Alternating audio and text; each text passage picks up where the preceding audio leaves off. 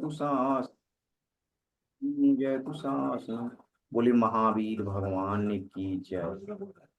इसी मंगल में मंगलाचरण के साथ आज के प्रशिक्षण सत्र को गति प्रदान करने के लिए मैं सम्मानीय प्रशिक्षिका मीनाक्षी मैम से अनुरोध करूंगा कि यह आज के सत्र को गति प्रदान करें। सम्मानीय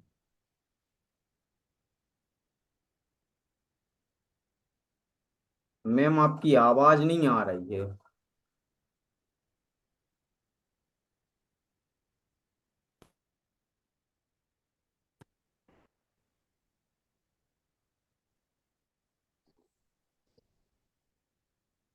अभी भी बहुत स्लो बिल्कुल नहीं आ रही है आपको। सुनाई दे रही है हाँ आवाज? हाँ, बिल्कुल बिल्कुल। ठीक है। बहुत टाइम के बाद हम मिल रहे हैं, शायद 15-20 दिन हो गए हैं। पिछली बार हमने डिस्कशन किया था एजुकेशन के बारे में। आई थिंक अमित जी आप शायद नहीं जुड़ पाए थे, अभिनंदन जी थे, विवेक जी थे, अमित जी, अरुण जी थे, जी राइट? मैम, मैं नहीं छुड़ पाया था। जी। हमने एजुकेशन के बारे में डिस्कस किया था। संजीव जी, जय जिनेन्द्र जी। आज जनरल टॉपिक्स के बारे में डिस्कस करने वाले हैं। मैंने सारे जनरल टॉपिक को बेसिकली तीन मेन टॉपिक के अंडर में ले लिया है। मैंने तीन टॉपिक इस तरह से लिए। पहला लिया है मैंने मेंटेनेंस, रख रखाव, हाउसकीपिंग जिसको बोलते हैं। उसके अंदर मैंने बहुत सारे 8-9 पॉइंट, उसमें आई हैव ट्राइड कि मैं सारे पॉइंट कवर कर लूं।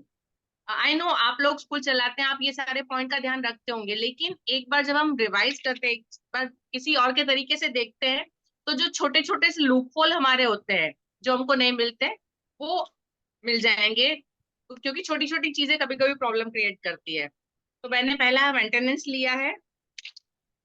मेंटेनेंस में बेसिकली दो टॉप मतलब उसको किया है, एक स्वच्छता और दूसरा सुरक्षा। ठीक है, अब इन दो टॉपिक पे डिटेल में हम डिस्कस करेंगे। उसके बाद जो दूसरा टॉपिक मैंने लिया है वो है दस्तावेज, डॉक्यूमेंटेशन। उसको मैंने तीन टॉपिक के अंडर में लिया है, students, teachers and parents. And वैसे ही उसके बाद अनुशासन प्रबंधन, उसको भी मैंने तीन टॉपिक में लिया है, स्टूडेंट, टीचर्स और पेरेंट्स।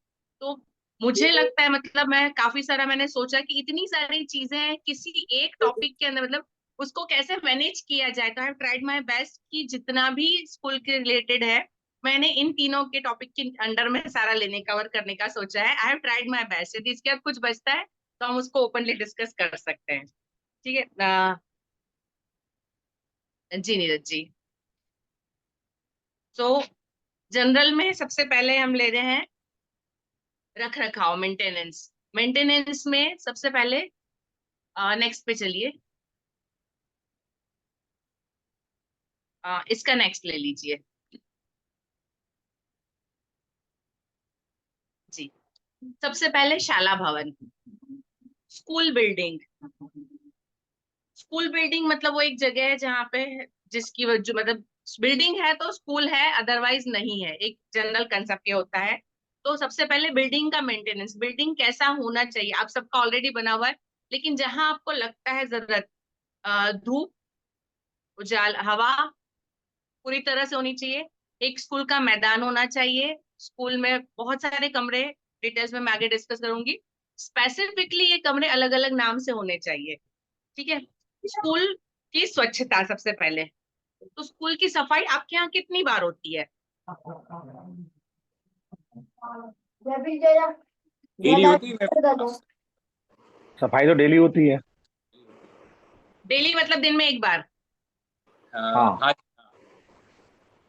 जी आफ्टर यानी स्कूल के बाद एक बार साफ सफाई। सामान्य में सफाई 2 बार होती है, प्री प्राइमरी क्लासेस में 3 बार होती है, जी और वीकली एक अलग से सफाई भी होती है जिसमें पंखे और अदर चीजों का रख रखाव, और एक फिर 15 दिन की एक अलग सफाई होती है जिसमें और बारीकी से रख रखाव का काम किया जाता है। उनका शेड्यूल बना जी हुआ है, जो मेंटेन करते हैं वो उस हिसाब से उसको जी मेंटेन करते हैं फिर। जी, बहुत बढ़िया अरुण जी। अभिनंदन जी, अमित जी। हमारे मैम यहाँ हमारी में तो डेली ही सफाई होती है, जी बाकी एडिशनल नहीं होती। जी जी डेली डेली ही होती है मैम। और वैसे यदा कदा भी जैसे मैं जाके देखता हूँ, कभी ऐसा लगता है कि कोई चीज कोना का साफ नहीं है, तो वो भी होती है, मतलब वो सप्ताह 15 दिन में या महीने महीने में, इस तरह से एक इसी जी तरह से होता है। जी जी विवेक जी। जी सौरभ जी, नहीं, क्या है? तेजेंद्र जय जिनेंद्र मैडम, आवाज आ रही मेरी? जी आ रही है। जी मैडम, हमारे यहाँ प्री प्राइमरी क्लासेस में 3 बार सफाई होती है, और जो बाकी पूरे यदि अपर क्लासेस की बात करें तो 1 बार होती है। जनरली एक ये होता है दिल्ली में कि या तो बच्चे आने से पहले, यदि स्कूल दोपहर का है तो सुबह बच्चे आने से पहले हो सकती है, या स्कूल सुबह का है तो बच्चे जाने के बाद दोपहर में सफाई होती है। जनरली 1 बार सबके यहाँ होती है, लेकिन सामान्य हाँ जी, क्लीनिंग उससे ज्यादा। जी जी संजीव जी। सामान्य वे में जैसे बच्चे लंच वगैरह करते हैं तो एक बार सफाई वहाँ पे भी होती है। लंच के बाद सफाई होती है, फिर बच्चे अपनी क्लास में बैठते हैं। और जी बाकी तो वैसे डेली होती है, कहीं कचरा वगैरह दिखता है तो वहाँ पे भी साफ सफाई होती है। जी बिल्कुल। सफाई सिर्फ 1 बार काफी नहीं होती है। एक्चुअली वॉशरूम की सफाई तो एवरी रिसेस, जैसे यदि आपका 2 रिसेस का सिस्टम है तो 2 बार, यदि 1 रिसेस का सिस्टम, रिसेस खत्म होने के बाद वॉशरूम की सफाई बहुत जरूरी है, क्योंकि बच्चे शायद फ्लश करें ना करें हम, लेकिन वॉशरूम की सफाई जितना ज्यादा पॉसिबल हो, और यदि ज्यादा मतलब नहीं कर सकते तो एटलीस्ट फिनाइल वाला पानी 1 बार यूज करने के बाद डाला जाए रिसेस वगैरह के बाद। ठीक है। और जैसे बताया संजीव जी ने, लंच के बाद सफाई बहुत जरूरी है। हम जितना मतलब स्कूल में करते हैं, हम एक, आपको मतलब दिमाग में बना होगा कि हॉस्पिटल में जाते हैं तो फिनाइल की स्मेल आती है, सबके दिमागों में बना हुआ है कि हॉस्पिटल जाते हैं फिनाइल की स्मेल आती है, वो एक कनेक्टेड है ना, क्योंकि वो लोग वहां पे बीमारियां बहुत होती, जर्म्स बहुत होते हैं, इसलिए वो लोग सफाई करते हैं। तो जैसे एक आदत मेंटली बनती है, वैसे स्कूल में यदि सफाई होगी तो बच्चों के लिए एक बिना बोले होल देयर लाइफ उनके लिए एक चीज, मतलब आदत बन जाती है, गुड हैबिट बन जाती है कि एवरी टाइम जब वो देखते हैं कि सफाई हमारे आसपास रहती, बार बार होती है, तो सफाई रखेंगे, करेंगे, और ये उनको एक लाइफ लॉन्ग मिलता है। सफाई एटलीस्ट 2 बार होनी चाहिए दिन में। जैसे अरुण जी ने बताया, 15 डेज या 1 मंथ के अंदर डीप क्लीनिंग जिसको बोलते हैं, कि हर चीज को हटा के, जैसे स्टेज होता है, यदि वुडन स्टेज है तो उसको हटा के, बोर्ड्स वगैरह हटा के, रोज यदि बेंच सिर्फ आगे पीछे करके की जाती है तो बेंचेस सारी, उसके जो बॉक्सेस होते हैं उसको खाली करके पूरी तरह से, तो हो सके यदि तो ये डीप क्लीनिंग वीकली हो जाए, यदि जैसे लास्ट सैटरडे होता है उसमें यदि हाफ डे होता है तो हाफ डे हमारे पास होता है, या संडे को डीप क्लीनिंग हो जाए, या 15 दिन में 1 बार कम से कम डीप क्लीनिंग होना चाहिए। और ऐसे रूम्स जहाँ पे कम सफाई होती है, रोज सफाई नहीं होती है, बहुत सारे ऐसे रूम्स होते हैं जिसको ज्यादा यूज नहीं होता है, तो उन जगहों को भी सारी सफाई होना चाहिए, बिकॉज हम बच्चों के साथ डील करते हैं और बच्चे फिजिकली इतने स्ट्रांग नहीं होते हैं, उनको बीमारियां बहुत जल्दी घेरती है। दूसरा, बच्चे जब स्कूल आते हैं, हाइजीन का वो लोग इतना ख्याल नहीं रख सकते हैं, उनका हैंकी है, उन्होंने कहीं पे भी यूज कर लिया, उसको कहीं भी रख दिया, वो कैसे भी हाथ कहीं भी लगाते हैं, इसलिए भी हमारे लिए सफाई ज्यादा इंपॉर्टेंट होती है। तो अभी सफाई का आई होप आप लोग कहाँ चेंज करना है आप सबने अपने दिमाग में सोच लिया है इस डिस्कशन के बाद। पीने के पानी की व्यवस्था, सबके पास आरओ प्लांट होंगे।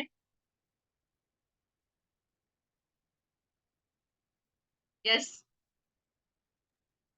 जी। है मैम। आ- हाँ, आरओ प्लांट का मेंटेनेंस 2 है जी अरुण जी। उसका मेंटेनेंस एक्चुअली आरओ के अंदर भी सफाई का बहुत सारा ध्यान रखना है। विद इन अ वीक उसके अंदर जिस कंटेनर में पानी भरता है आरओ का, क्लीन होके आता है, उस कंटेनर को भी मैक्सिमम 1 हफ्ता, जो जिस टैंक में भी आप लेते हैं उसका पानी कूलर में आता है, या जिस टैंक में जैसे भी आपका सिस्टम है, आरओ में से निकल के पानी जहां आता है उस टैंक को within a week, RO वाले जो कंपनी मशीन वाले जो आते हैं, आप इतनी उनसे बात करें, हमारे घर का भी आरओ जो होता है वो 9 लीटर का टैंक होता है, तो उस टैंक को भी मैक्सिमम 3-4 दिन में आपको 1 बार पूरा अंदर से साफ करना पड़ता है। तो वो डीप क्लीनिंग, मतलब उसकी क्लीनिंग वीक में 1 बार पूरी अंदर से उसकी सफाई, उसको खाली करके पूरा साफ किया जाए, क्योंकि ये बच्चों की हेल्थ के लिए सबसे ज्यादा इंपॉर्टेंट है। बच्चे वहां पानी पीते हैं, टीचर्स वहां पानी पीते हैं, आप खुद वहां से पानी पीते हैं, तो आरओ प्लांट की क्लीनिंग और सर्विसेज टाइम पे, दैट इज इम्पोर्टेंट। उसके बाद खाने की जगह आप लोगों के यहाँ स्नैक्स का सिस्टम आप स्कूल से देते हैं या बच्चे लंच बॉक्स लाते हैं? बच्चे ही लाते हैं लंच बॉक्स। खाते हैं। किसी के यहाँ स्कूल से देने का सिस्टम नहीं है? नहीं। ओके। अच्छा, अभी इसमें दो चीजें हो सकती है। यदि स्कूल से देने का सिस्टम हो तो हम अपने हाथ में रख सकते हैं कि बच्चे को सारे न्यूट्रिशंस कैसे दें। ठीक है। जब बच्चे खुद लाते हैं तो वहां पे हम एक थोड़ा सा उसको कंट्रोल इस तरह से कर सकते हैं।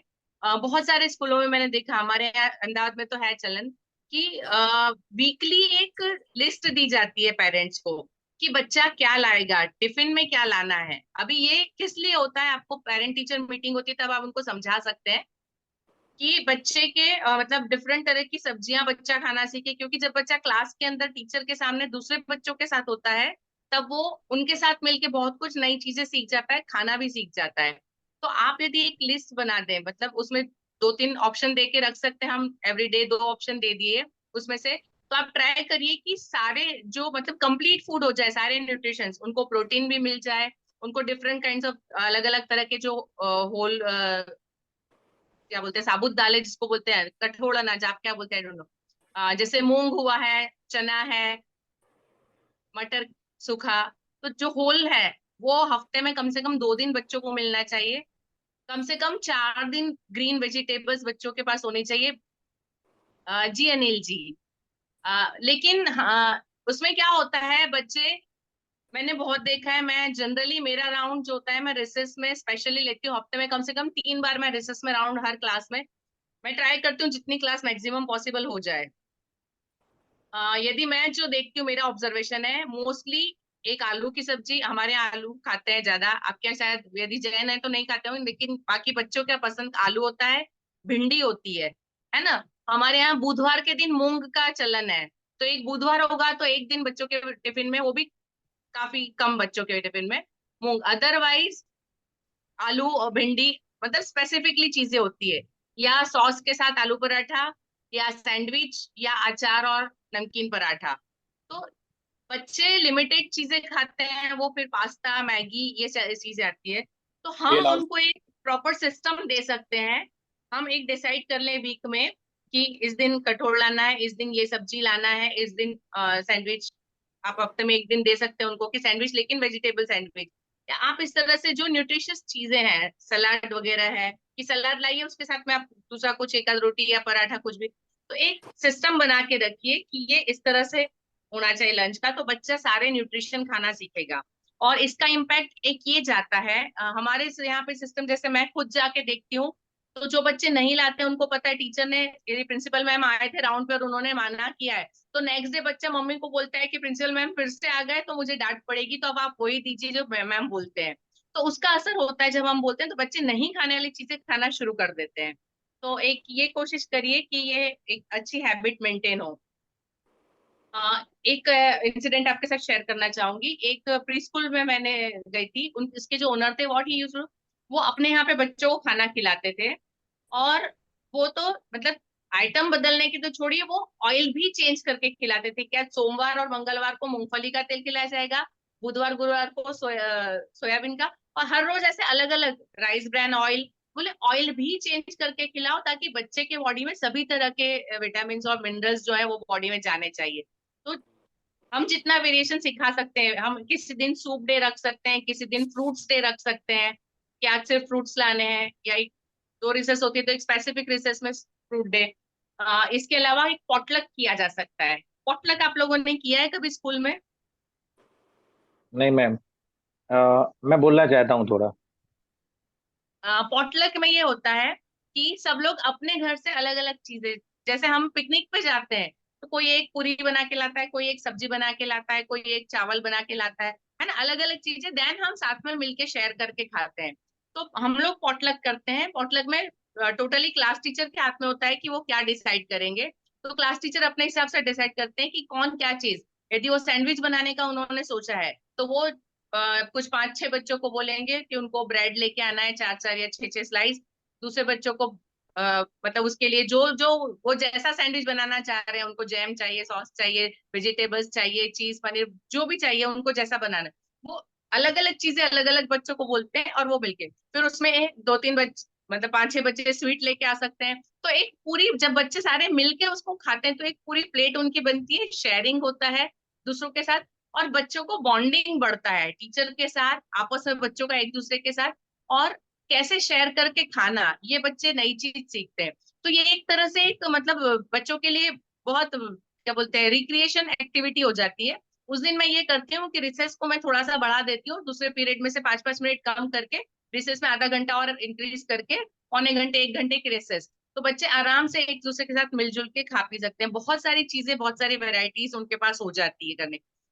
इवन मैंने ये ऑब्जर्व किया है, जो 6-7 के बच्चे होते हैं वो लोग क्या करते हैं, क्योंकि प्रिंसिपल के पास भी वो लोग जो लेके आए हैं वो लेके आते हैं, तो उन लोगों में आपस में कंपटीशन लगती है। वो एक ट्रे लेके आते हैं, जो चीजें लाए हैं वो छोटी छोटी थोड़ी थोड़ी चीजें सजा के, पूरी एक प्लेट सजा के उसको प्रिंसिपल ऑफिस तक लाना, मतलब कितना डेकोरेशन करके, जैसे होटल में सर्व किया जाता है। They always having this competition कि कौन कितने अच्छे तरीके से करके देता है। तो बहुत सारी चीजें बच्चे सिर्फ एक इस चीज से सीखते हैं, तो दैट कैन बी डन। बच्चों के साथ एक एक्टिविटी बहुत अच्छे से हो सकती है। ठीक है। आ, अभी एक मतलब हमारे यहाँ गुजराती दाल, यदि आप लोगों ने खाई हो, आई डोंट नो वेदर आपने खाई है कि नहीं, उसके अंदर 5 स्वाद होते हैं। बेसिकली हमारे जो स्वाद होते हैं 5 स्वाद होते हैं, खट्टा, मीठा, तीखा, नमकीन और कड़वा, 5 स्वाद होते हैं हमारे। तो ये पांचों स्वाद हमारे गुजराती दाल के अंदर मिलते हैं, और ऐसा कहा जाता है कि यदि आपने गुजराती दाल खा ली तो पूरा खाना खा लिया। आप जब भी खाना खाते हैं आपको पांचों स्वाद मिलने चाहिए आपकी पूरी थाली से। हमारी थाली के अंदर जो डिफरेंट चीजें होती है वो इसी तरीके से होती है कि सारे स्वाद मिले, तो बॉडी, मतलब हर चीज के लिए हमारी जुबान और बॉडी मतलब एडजस्ट करता है, उसको प्रॉपरली ग्रोथ मिलती है। तो जब हम बच्चों को खाना सिखाते हैं, हमारे हफ्ते भर का जो शेड्यूल होता है उसमें ये 5 स्वाद मिल जाए, इसका ध्यान रखिएगा कि हर रोज। अभी कड़वा किस तरह से, हमारी जो दाल होती है वो मेथी से मतलब उसका जो बघार करते हैं ना, तो उसमें मेथी डाली जाती है, तो उससे थोड़ा सा कड़वापन, तुरापन जो आता है वो। तो कोशिश करिए कि बच्चे जो भी खाते हैं पांचों स्वाद इकट्ठे मतलब मिला के खाए, तो ज्यादा बेटर रहेगा उनके लिए। तो हर तरह का टेस्ट डेवलप होता है। जनरली मतलब जो मेडिकल इंफॉर्मेशन है उसके मुताबिक 12 साल तक बच्चों के जो सेंसेस होते हैं, टेस्ट बर्ड्स होते हैं, वो ग्रो नहीं होते हैं ज्यादा। इसलिए छोटे बच्चे को आप देखना, वो इमली, केरी इतने चाव से खा जाएंगे, उनको ज्यादा मतलब तकलीफ नहीं होती है। हम यदि उतना छोटा छोटा सा भी टुकड़ा मुंह में डाले, हमको बहुत ज्यादा खट्टा लगता है, वी कैन नॉट बियर, लेकिन बच्चा चट चट चट खा जाता है। क्यों? क्योंकि उनके टेस्ट बर्ड इतने डेवलप नहीं होते हैं। उनके टेस्ट बर्ड 12-13 साल के बाद डेवलप होना शुरू होते हैं। बच्चों का टेस्ट भी इससे पहले इतना डेवलप नहीं होता है, इसलिए उनको बहुत ज्यादा सॉल्टी भी चीजें, बहुत ज्यादा खट्टा, बहुत ज्यादा मीठा, उनको ज्यादा टेस्ट नहीं आएगा, उनको कम आएगा। तो इसलिए उनके लिए ज्यादा चटपटी चीजें बनाई जाती है ताकि उनको थोड़ा बहुत टेस्ट आए। तो ये टेस्ट बर्ड जो उनके डेवलप, हम स्कूल में इस तरह से सारे स्वाद के इस तरह से धीरे धीरे कर सकते हैं अपने फूड हैबिट्स चेंज करके। ठीक है। आ, इस टॉपिक पे किसी के पास कोई अपना व्यू है तो? मैं बोलना चाहता हूँ सौरभ। हेलो। मोस्टली गांव में मैम बच्चों के लिए जो मम्मी पापा हैं सुबह से जल्दी खाना नहीं बना पाते, तो वो कह देते हैं कि भाई उन्हें अचार रख दी और पूड़ी रख दी या पराठा रख दिया। सब चीजें समस्या हम लोग देखते हैं। ये बहुत ज्यादा एफर्ट विवेक जी थोड़ी सही है, लेकिन छोटी कोशिश की। जी। छोटी जगह पे थोड़ी दिक्कत होती है कि बच्चों को अपन डेली नया प्रकार का खाना लेके आए वो। उनको तो कभी जो पेरेंट्स कुछ ऐसे होते हैं कि मार्केट से समोसे लेके भी पॉलिथीन में दे जाते हैं बच्चों के लिए। कुछ बच्चों को मैगी खाना पड़ता है तो पेरेंट्स मैगी लेके आते हैं, वो मानते नहीं, उनको बराबर बोला जाता है। हमारे यहाँ तो बच्चों को पुड़ी वगैरह अलाउ नहीं है। हफ्ते में एक बार अलाउ रहता है, बाकी डे में चावल लेके आए या फिर रोटी लेकर आए। संजीव जी, ये हमको पेरेंट्स को समझाना पड़ेगा। मेरे यहाँ भी मैगी पास्ता, मैं खुद बताती हूँ, टीचर खुद राउंड लेती है, ये डब्बा हो तो टिफिन से बच्चों से ले लिया जाता है, नहीं खाने दिया जाता है। एक्चुअली जो मैगी नूडल्स ये जो होती है, इसके अंदर वो लोग उसको प्रिजर्वेटिव जो डालते हैं, वो प्रिजर्वेटिव बच्चों में कैंसर का कारण बन रहे हैं। जो बच्चे आजकल मैगी खाते हैं वो प्रिजर्वेटिव ही बच्चों में कैंसर का कारण बनते हैं। तो जब पीटीएम होती है आप पेरेंट्स को समझाइए और स्ट्रिक्टली मना करिए, इसको अलाउ नहीं करना चाहिए। मैडम हमारे यहाँ तो दिक्कत ये है, मैं राजेश जैन बोल रहा हूँ, जी जी जी राजेश जी। कि हमने हाइजेनिक फूड के लिए बोला तो अब उन्होंने रखना बंद कर दिया। अब इंटरवल के पहले मतलब एक हमें काम ये मिल गया कि हाइजेनिक फूड की वजह से बच्चों को इंटरवल से पहले आधा घंटे पहले यही चलता रहता, पेरेंट्स लेके आते हैं, हमें एक्सेप्ट करना पड़ता है क्योंकि वो कह रहे हैं आप ताजा खिलाओ, तो ताजा तो हम बाद में बनाएंगे तभी देंगे, बच्चों के साथ नहीं रख सकते। तो मैंने कहा ये तो मैंने कहा मैं ही फंस गया, तो मानना पड़ता है, नहीं तो वो समोसे जलेबी वो जो भी सर बोल रहे थे ना, यही चलता है, कुछ भी रख देते हैं। हाइजेनिक फूड का बोला तो वो ताजा खाना आध घंटे बनाकर भेज देते हैं इंटरवल से पहले। अरे नहीं, ये तो गलत है। मैम टीचर देखिए आप ही इनको जी टीचर बच्चों को चेक कैसे करेगा? वो तो स्वयं उनके साथ बैठ के लंच करते हैं ना, तो मोस्टली। नहीं, जैसे हमारे यहाँ 2 रिसेस होती है। पहले रिसेस में टीचर अपनी क्लास में बच्चों के साथ बैठ के खाना खाती है। दूसरी रिसेस में टीचर स्टाफ रूम में आते हैं और बच्चे फ्री होते हैं, क्योंकि पहले बच्चे एक बार खाना खा चुके हैं। हम 2 रिसेस करते हैं। अच्छा। पहली 20 मिनट की होती है जिसमें रोटी सब्जी खाते हैं 12:30 बजे बच्चे, और दूसरी 2 बजे होती है जिसमें बच्चे फ्रूट या घर से शक्करपारे या नमकीन पूरी या जो भी उनको पसंद है वो हम उनको फ्री देते हैं। वहां पे हम रिस्ट्रिक्शन ज्यादा नहीं लगाते, बट वी ट्राई कि वो लोग पैक्ड फूड ना लाए।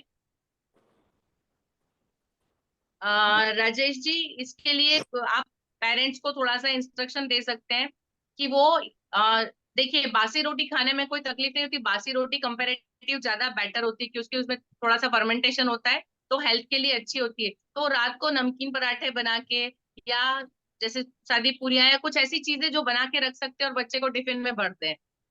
मैं तो पेरेंट्स को बताती हूँ, लिटरली पेरेंट टीचर मीटिंग में यदि मेरे पेरेंट्स बताते हैं कि हम कैसे बनाए, मैं उनको बताती हूँ कि मैं 7 o'clock स्कूल जाती थी। मैं अपना और बच्चे का गरम टिफिन बना के, अपने हस्बैंड के लिए टिफिन बना के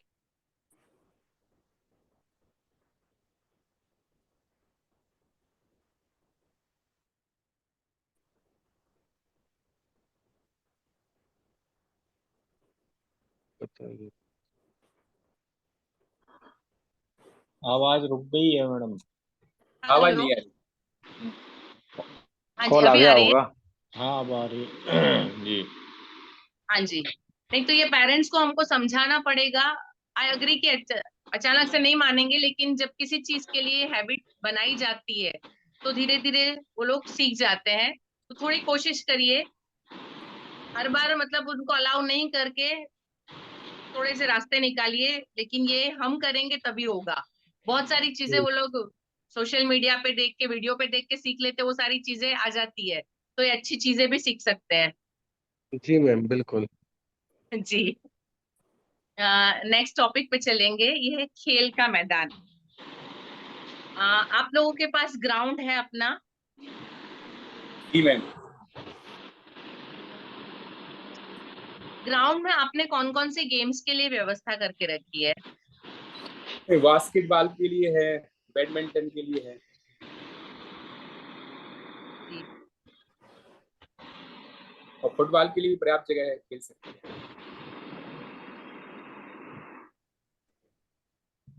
बाकी लोगों के पास ग्राउंड?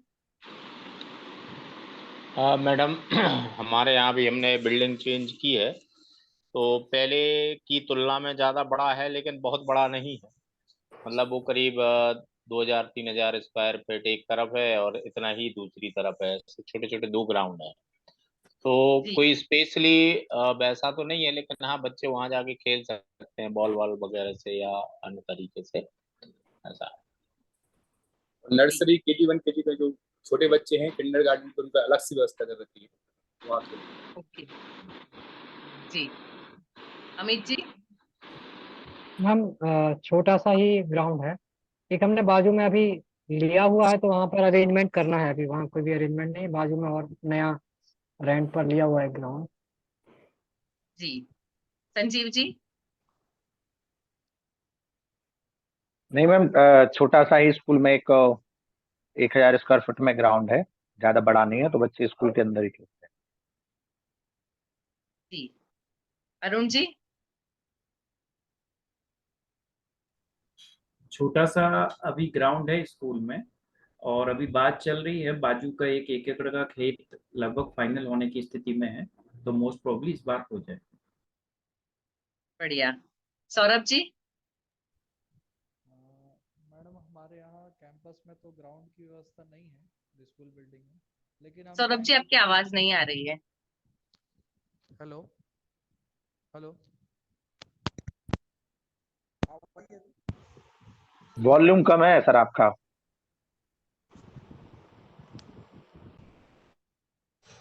मेरी आवाज आ रही है क्या? जी। हाँ हाँ बोले। जी।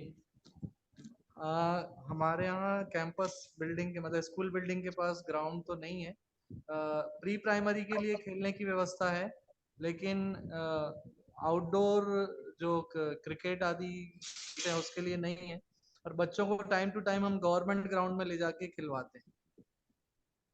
जी जी सौरभ जी। राजेश जी। जी मैडम, मेरे पास 2000 स्क्वायर फीट की एक जगह है स्कूल कैंपस में, बच्चे वहाँ खेलते हैं। और 1500 स्क्वायर फीट में हमारा एक गार्डन जैसा है, बच्चे वहाँ आ जाते हैं, छोटे वाले बच्चे।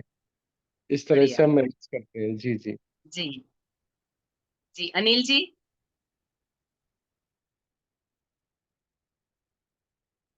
अनिल जी।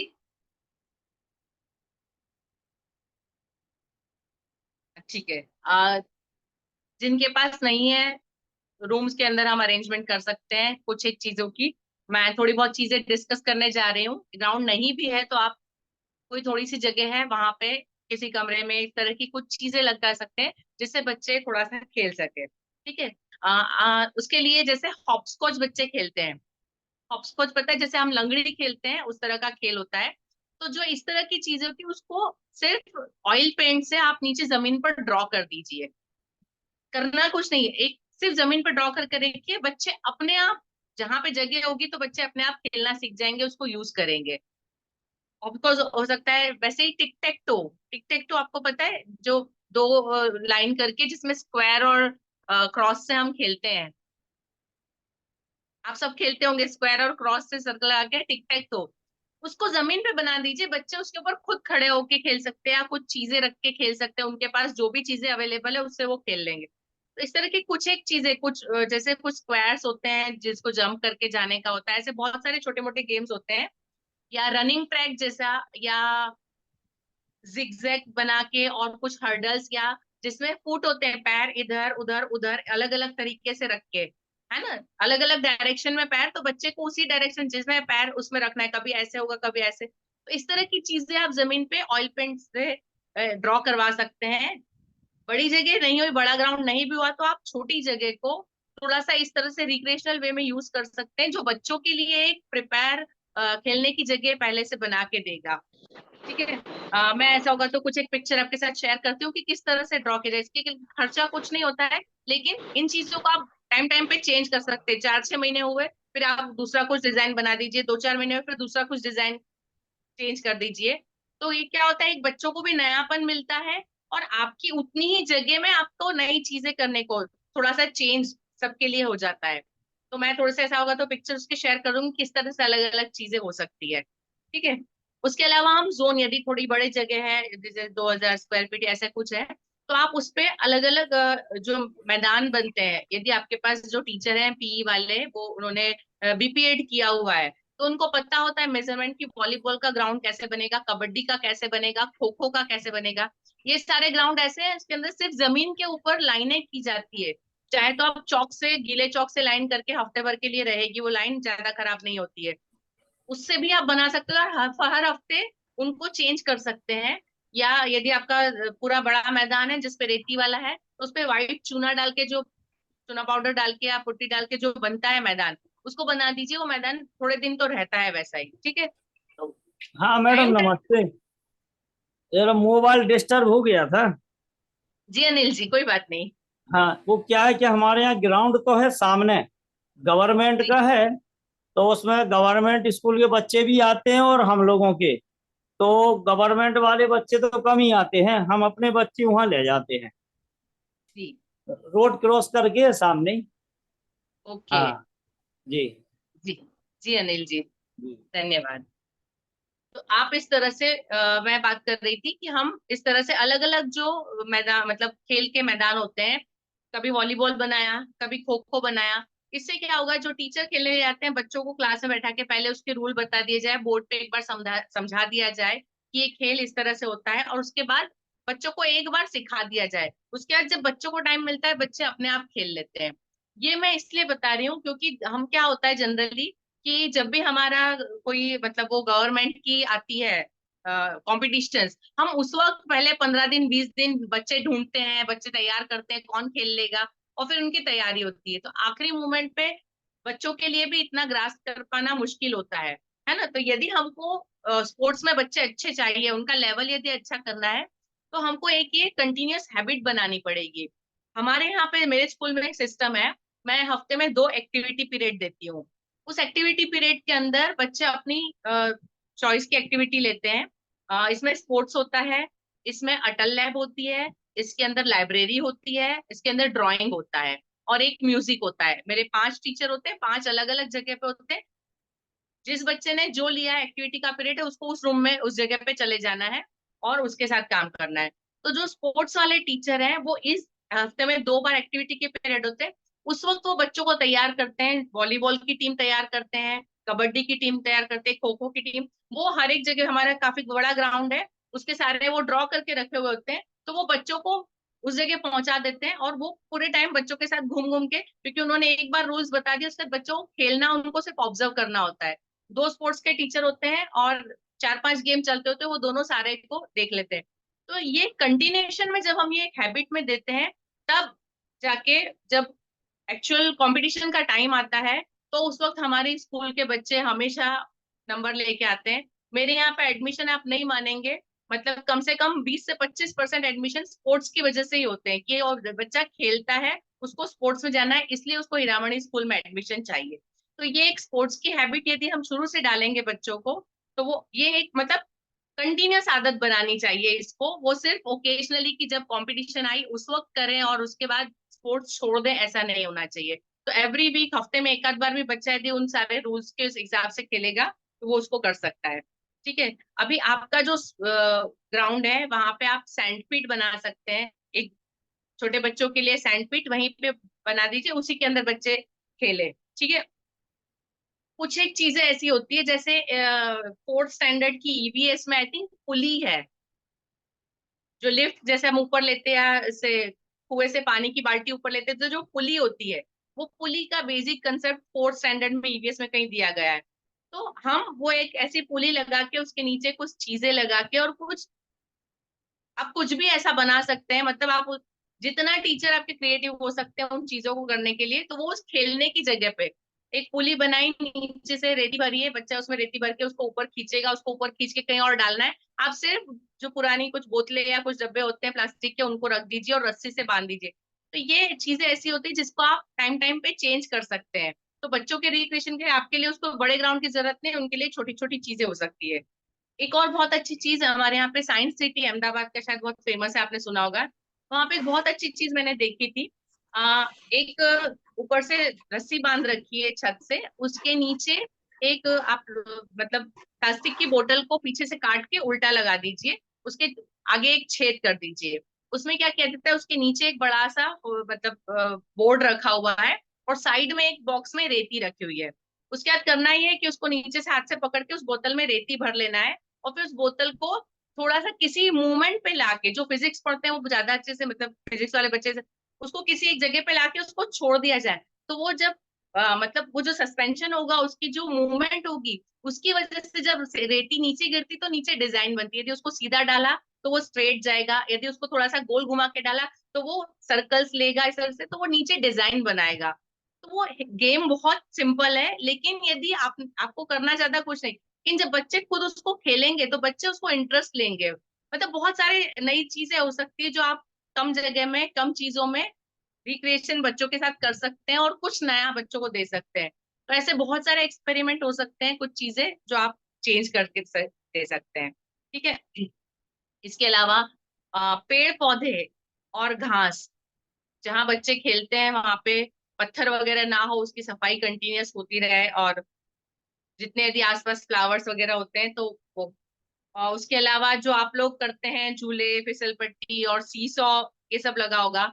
उसके अलावा जो केजी के बच्चे होते हैं उनके लिए पैर से चलाने वाली वॉकर्स होती है, जिसको पैर से मूव करते हैं। आगे सिर्फ 2 व्हील होते हैं और हैंडल होता है, वो पकड़ के पैर से मूव करते हैं। आपके पास है वो? जी यदि मैम। नहीं है तो, यदि आपके पास केजी सेक्शन है तो प्लीज मैं रिकमेंड करूंगी कि वो जरूर रखिएगा। उससे क्या होता है, बच्चों के पूरे बॉडी के अंदर ब्लड सर्कुलेशन बढ़ता है। वो अपने बॉडी के वजन से जब पैर जमीन पे दे के जमीन को धक्का मार के गाड़ी को आगे चलाता है, तो उसके पूरे बॉडी में ब्लड सर्कुलेशन होता है, आई हैंड कोऑर्डिनेशन काम करता है, मतलब पूरी बॉडी की एक्सरसाइज होती है उसकी उस वक्त। तो मैम तो आप ये चीज जरूर। जो नर्सरी KG1 KG2 के लिए स्पोर्ट्स रिलेटेड चीजें जो भी हैं वो आप अलग से इसको भेज सकती हैं तो अच्छा रहेगा ग्रुप में। तो क्या है कि हम हम लोग क्या जी क्या चीजें आपने बताया, सिर्फ वॉकर्स का बताया था, सिर्फ और क्या क्या चीजें हो सकती हैं तो वो जी सजेस्ट करें हम लोगों के लिए, तो अपन खरीद के वो व्यवस्था कर सकें। जी ठीक है। तो हम इनको, जैसे आपने बताया स्पोर्ट्स डे के लिए तो यूज कर ही सकते हैं, लेकिन बच्चों को रेगुलर में ये देना चाहिए जब भी उनका पीरियड होता है। हम ये करते थे कि बच्चों को लेके जाते थे, हमारे पास कुछ 6 या 7 हुआ करती थी। तो रोज मतलब जब भी बच्चों को लेके आते पीरियड में तो उनकी रेसिंग करवाना, तो एक वो रेसिंग की आदत हमेशा के लिए उनकी बन जाती है। तो जब स्पोर्ट्स डे आता है तब बच्चे बहुत अच्छा परफॉर्म करते हैं। तो छोटे बच्चों के लिए इस तरह के जो उनके फिजिकल एक्टिविटी होती है, ठीक है। उसके अलावा कुछ चीजें जो आप वहां पे लगा सकते हैं, जैसे एक जाइलोफोन होता है ना। जाइलोफोन सबको पता होगा, अलग अलग साइज के बार्स होते हैं, और उसके ऊपर जब आवाज बजाया जाए तो अलग अलग आवाज। तो जाइलोफोन दीवार में फिट करवा के एग्जैक्टली वहीं पर है, और उसको बच्चे आते जाते यूज करें, जब उनका गेम का पीरियड है तब यूज करें। कुछ ड्रम्स उसको फिक्स करवा सकते हैं। ये चीजें हम खुली छोड़ेंगे तो खराब हो जाएगी, बच्चे बिगाड़ देंगे, लेकिन यदि उनको दीवार में फिक्स करवा दिया जाए और बच्चे उसको वहां यूज करें तो बहुत सारी चीजें हो सकती है। और उसके बाद स्टोन के लेडर्स, बगीचों के अंदर आपने देखा होगा, एक बड़ा सा होता है, उसमें बहुत सारे स्टोन्स होते हैं, और उसके ऊपर से बच्चे चढ़ते हैं, दूसरी तरफ से रस्सी का स्क्वायर बना होता है, रस्सी पे से उतरते हैं। तो इस तरह की चीजें भी आप इतना बड़ा नहीं लगा सकते, तो किसी एक दीवार के पास नीचे गद्दे लगा के ऊपर से रस्सियां लगा के और उसको इस तरह से स्क्वायर्स में बांध दीजिए, है ना। वो भी हम अपने आप बना सकते हैं। ये चीजें कैसी होती है, हमारी कन्वीनियंट के हिसाब से चेंज हो सकती है, ये परमानेंट फिक्स की जरूरत नहीं होती। ऐसे कुछ आप कर सकते हैं। उसके बाद कुछ हर्डल्स, कहीं पे भी कुछ हर्डल्स आप रख दीजिए, कुछ ऐसी चीजें जो इजीली गिरे ना, जिसके ऊपर बच्चे मतलब गिरे ना, जिससे लगे, ऐसी कुछ चीजें रख के तो उनको पार करके उनको दौड़ना है, निकलना है, इस तरह के कुछ गेम हो सकते हैं, ठीक है। एक होता है पुलअप बार। पुलअप बार बच्चों के लिए नीरज जी स्लाइड शो करिए, उसमें मैंने मंकी बार और पुलअप बार के नीरज जी आप सुन रहे हैं?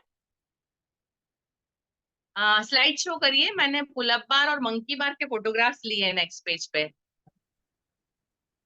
मंकी बार वो होता है जिसमें बच्चे लटक के उसके ऊपर आगे बढ़ते हैं, है ना। एक एक्सरसाइज स्क्वायर होता है। मैम ये वाला।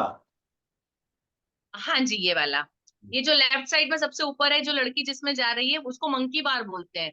ये बच्चों की हाइट बढ़ाने के लिए और उनके बैलेंस के लिए बहुत जरूरी है। उसके नीचे जो है, जिसमें जो 2 लड़के दिखा रहे हैं, वो पुलअप बार है। ये भी बच्चों की हाइट और बैलेंस और जिम्नास्टिक के लिए बहुत जरूरी होता है, और ये ज्यादा जगह लेने वाली चीजें नहीं है। और ये जो राइट साइड में ये बड़ा सा स्क्वायर होता है, इसको ये मंकी बार में ही आता है, बट ये बहुत बड़ा चौरस और गोल शेप में आता है, जिसके ऊपर बच्चे अंदर चढ़ के ये कर सकते हैं। तो यदि आपके पास छोटी जगह है, थोड़ी बहुत जगह, तो आप इस तरह की चीजें लगा सकते हैं। बट इसमें आसपास कोई चीज ऐसा ना हो, मतलब नजदीक में कोई दीवार या कोई चीज ना हो कि यदि बच्चा गिरे या कुछ हो जाए तो दीवार वगैरह कुछ लगे ना उसको, क्योंकि नीचे गिरेगा तो बच्चा पैरों के बल गिरेगा, उसको ज्यादा कोई प्रॉब्लम नहीं होने वाली है। तो ये चीजें कुछ है जो होनी चाहिए, ये बच्चों के हेल्थ और हाइट के लिए जरूरी होती है। तो ये कम जगह में भी हो सकती है, ठीक है। आ, ये कुछ चीजें, मैं कुछ और फोटोग्राफ्स मेरे दिमाग में भी बात करते हुए आए, तो मैं आपको वो जैसे मैंने बताया ड्रॉ करने के लिए अलग अलग मैं आपसे शेयर करूंगी। इसके बारे में किसी और के पास कोई व्यू है कुछ?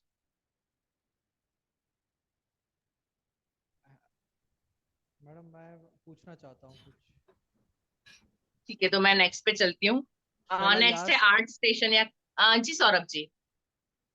मैडम ये पूछना चाहते हैं कि बच्चों के लिए क्या सौरभ जी नहीं सुनाई दे रहा है कुछ। ये पूछना चाहता हूँ कि बच्चों के लिए क्या कोई रूफटॉप पार्क या रूफटॉप गार्डन इस टाइप से कुछ बना सकते हैं क्या, कि उनके खिलौने छत पे लगाए जा सके? नीरज जी प्लीज आप रिपीट करेंगे यदि आपने सुना है तो? मुझे क्लियर नहीं सुनाई दिया। पार्क क्या कुछ आप बोल रहे हैं, मैं समझ नहीं पा रही। ये रूफ टॉप गार्डन बोल रहे हैं, सॉरी। रूफ टॉप छत पे गार्डन। खेलने, बच्चों के खेलने के लिए छत पे कोई व्यवस्था की जा सकती है? छत के ऊपर सौरभ जी कर सकते हैं, लेकिन छत पे थोड़ा सा रिस्क रहता है। दीवार यदि हाफ हुई और बच्चे खेलने में कहीं केयरलेस हो गए, यदि आप छत पे करते हैं तो आपको उसके आसपास थोड़ा नेट वगैरह की व्यवस्था करनी पड़ेगी, या आप दीवार तक बच्चे ना पहुंचे उसके लिए कुछ हर्डल्स लगा के आप बीच में कुछ रखें, कर सकते हैं। वैसे कोई प्रॉब्लम नहीं है, छत के ऊपर बनाया जा सकता है। लेकिन दो चीजें हैं, एक तो छत पे धूप होगी, यदि दिन का टाइम है, सुबह का टाइम है तो कोई प्रॉब्लम नहीं है, दिन में धूप होगी। दूसरा, यदि बच्चे छत पे खेल रहे हैं और उसके नीचे क्लासेस चल रहे हैं तो क्लासेस डिस्टर्ब होने के चांसेस होते हैं। वैसे छत, यदि आप मतलब ये दो प्रॉब्लम को सॉल्व कर सकते हैं तो छत पे रखने में प्रॉब्लम नहीं है। और एक सेफ्टी तो आपको देखना पड़ेगा कि बच्चे साइड में दीवारों तक ना पहुंच जाए, या कहीं पे खेलते हुए किसी का ध्यान ना मतलब रहे और कोई गिर ना जाए, इसकी सेफ्टी मतलब थोड़ी सी आपको पहले देखनी पड़ेगी। अदरवाइज छत पे किया जा सकता है, यदि आप अरेंजमेंट उसकी कर दें तो कर सकते हैं हम। हाँ जी। नेक्स्ट है आर्ट स्टेशन या कला स्थान। एक जगह ऐसी होनी चाहिए जहाँ पे सिर्फ आर्ट होता है। जैसे मैंने बताया, हमारे यहाँ पे जब एक्टिविटी का पीरियड होता है तो ड्राइंग वाले, तो स्पेशली एक ड्राइंग रूम है। ड्राइंग के रूम के अंदर यहाँ से वहां तक डोरियां लगाई हुई है, और बच्चे जितनी चीजें बनाते हैं वो वहां पे हैंग की जाती है। और मुझे बच्चे स्पेशली बोल के आते हैं कि मैम आप ड्राइंग रूम विजिट करके आना, हमने ये नया बनाया है। तो बच्चों की जो चीजें हैं वो हम डेकोरेट भी कर सकते हैं, दिखा भी सकते हैं। और वो चीजें क्योंकि वो बनाते इस तरह के, तो वो कहीं पे रखना तो टूट चीज जाती है चीजें, वो यदि हैंग की होती है तो वो साल भर तक संभल के रहती है चीजें। और उनको देख के दूसरे बच्चे भी इंस्पायर होते हैं। तो ऐसी एक जगह जहाँ पे आर्ट स्टेशन आप बना सको, जहाँ बच्चे अपना आर्ट कर सके और सारी चीजें वहां पे अवेलेबल हो। यदि वो मतलब टेबल्स बड़े बड़े इस तरह से हो कि वो आराम से अपनी चीजें फैला सके, प्रॉपरली काम कर सके, तो ये हो सकता है। इसके लिए मैं ज्यादा डिस्कशन नहीं करूंगी, वो हम किसी भी एक कमरे में आप सब कर सकते हैं और आप मोस्टली करते ही होंगे। ठीक है। मैम आर्ट सेक्शन है तो अभी तो आर्ट का जो भी काम कराते हैं तो क्लासरूम में कराते हैं, तो वहां ना ले जाके उस क्लास में ले जाना है, आर्ट रूम में हर क्लास के बच्चों को। जी पॉसिबल है, यदि आपके कि आपका टाइम टेबल में सेट होता है कि वो रूम खाली और हर क्लास वहां आ सकता है। यदि कई बार जी। ऐसा होता है कि दो क्लास एक साथ है तो दोनों क्लास वहां नहीं आ पाएगी। जैसे मैंने बताया, मेरी एक्टिविटी में बच्चे बढ़ जाते हैं तो आर्ट रूम में उतने ही बच्चे आते हैं जिन्होंने आर्ट लिया है, ड्राइंग, उस वक्त वो वहां पे आते हैं। लेकिन जब उनका रेगुलर क्लास होता है तब वो अपनी क्लास में करते हैं। और रेगुलर क्लास में क्या होता है, टीचर बोर्ड पे ड्राइंग करके बेसिकली ड्राइंग सिखाती है। लेकिन जब ये एक्टिविटी के अंदर बच्चे आते हैं तो वो क्राफ्ट करते हैं, वो बहुत सारी चीजें अलग अलग बनाते हैं, न्यूज़पेपर से, चार्ट पेपर से, वुल लेके बहुत सारे। तो उनको जगह चाहिए प्रॉपर, इतना सारा उनको चिपकाना, चीजें रखना, सुखाना, लटकाना, तो उसके लिए एक अलग रूम। तो जब वो क्राफ्ट किया जाता है तब उनको अलग रूम प्रोवाइड किया जाए। ठीक है। उसके बाद लेबोरेटरी। आप लोगों के पास लेबोरेटरी में क्या व्यवस्थाएं हैं? साइंस लैब है? जी मैम है, 10th क्लास के लिए हम लोगों को कंपलसरी होती है साइंस लैब की। तो जी साइंस लैब के लिए जो गवर्नमेंट कहती है कि इतने इतने आपके पास इक्विपमेंट्स होने चाहिए, वो सारे जी, इक्विपमेंट्स हम अपने पास रखते हैं। बढ़िया। मैम 9-10 तो नहीं है, लेकिन इस बार साइंस लैब बना रहे हैं और कंस्ट्रक्शन हो गया है। जुलाई में वेरी उसका गुड। बेसिक मटेरियल आ जाएगा।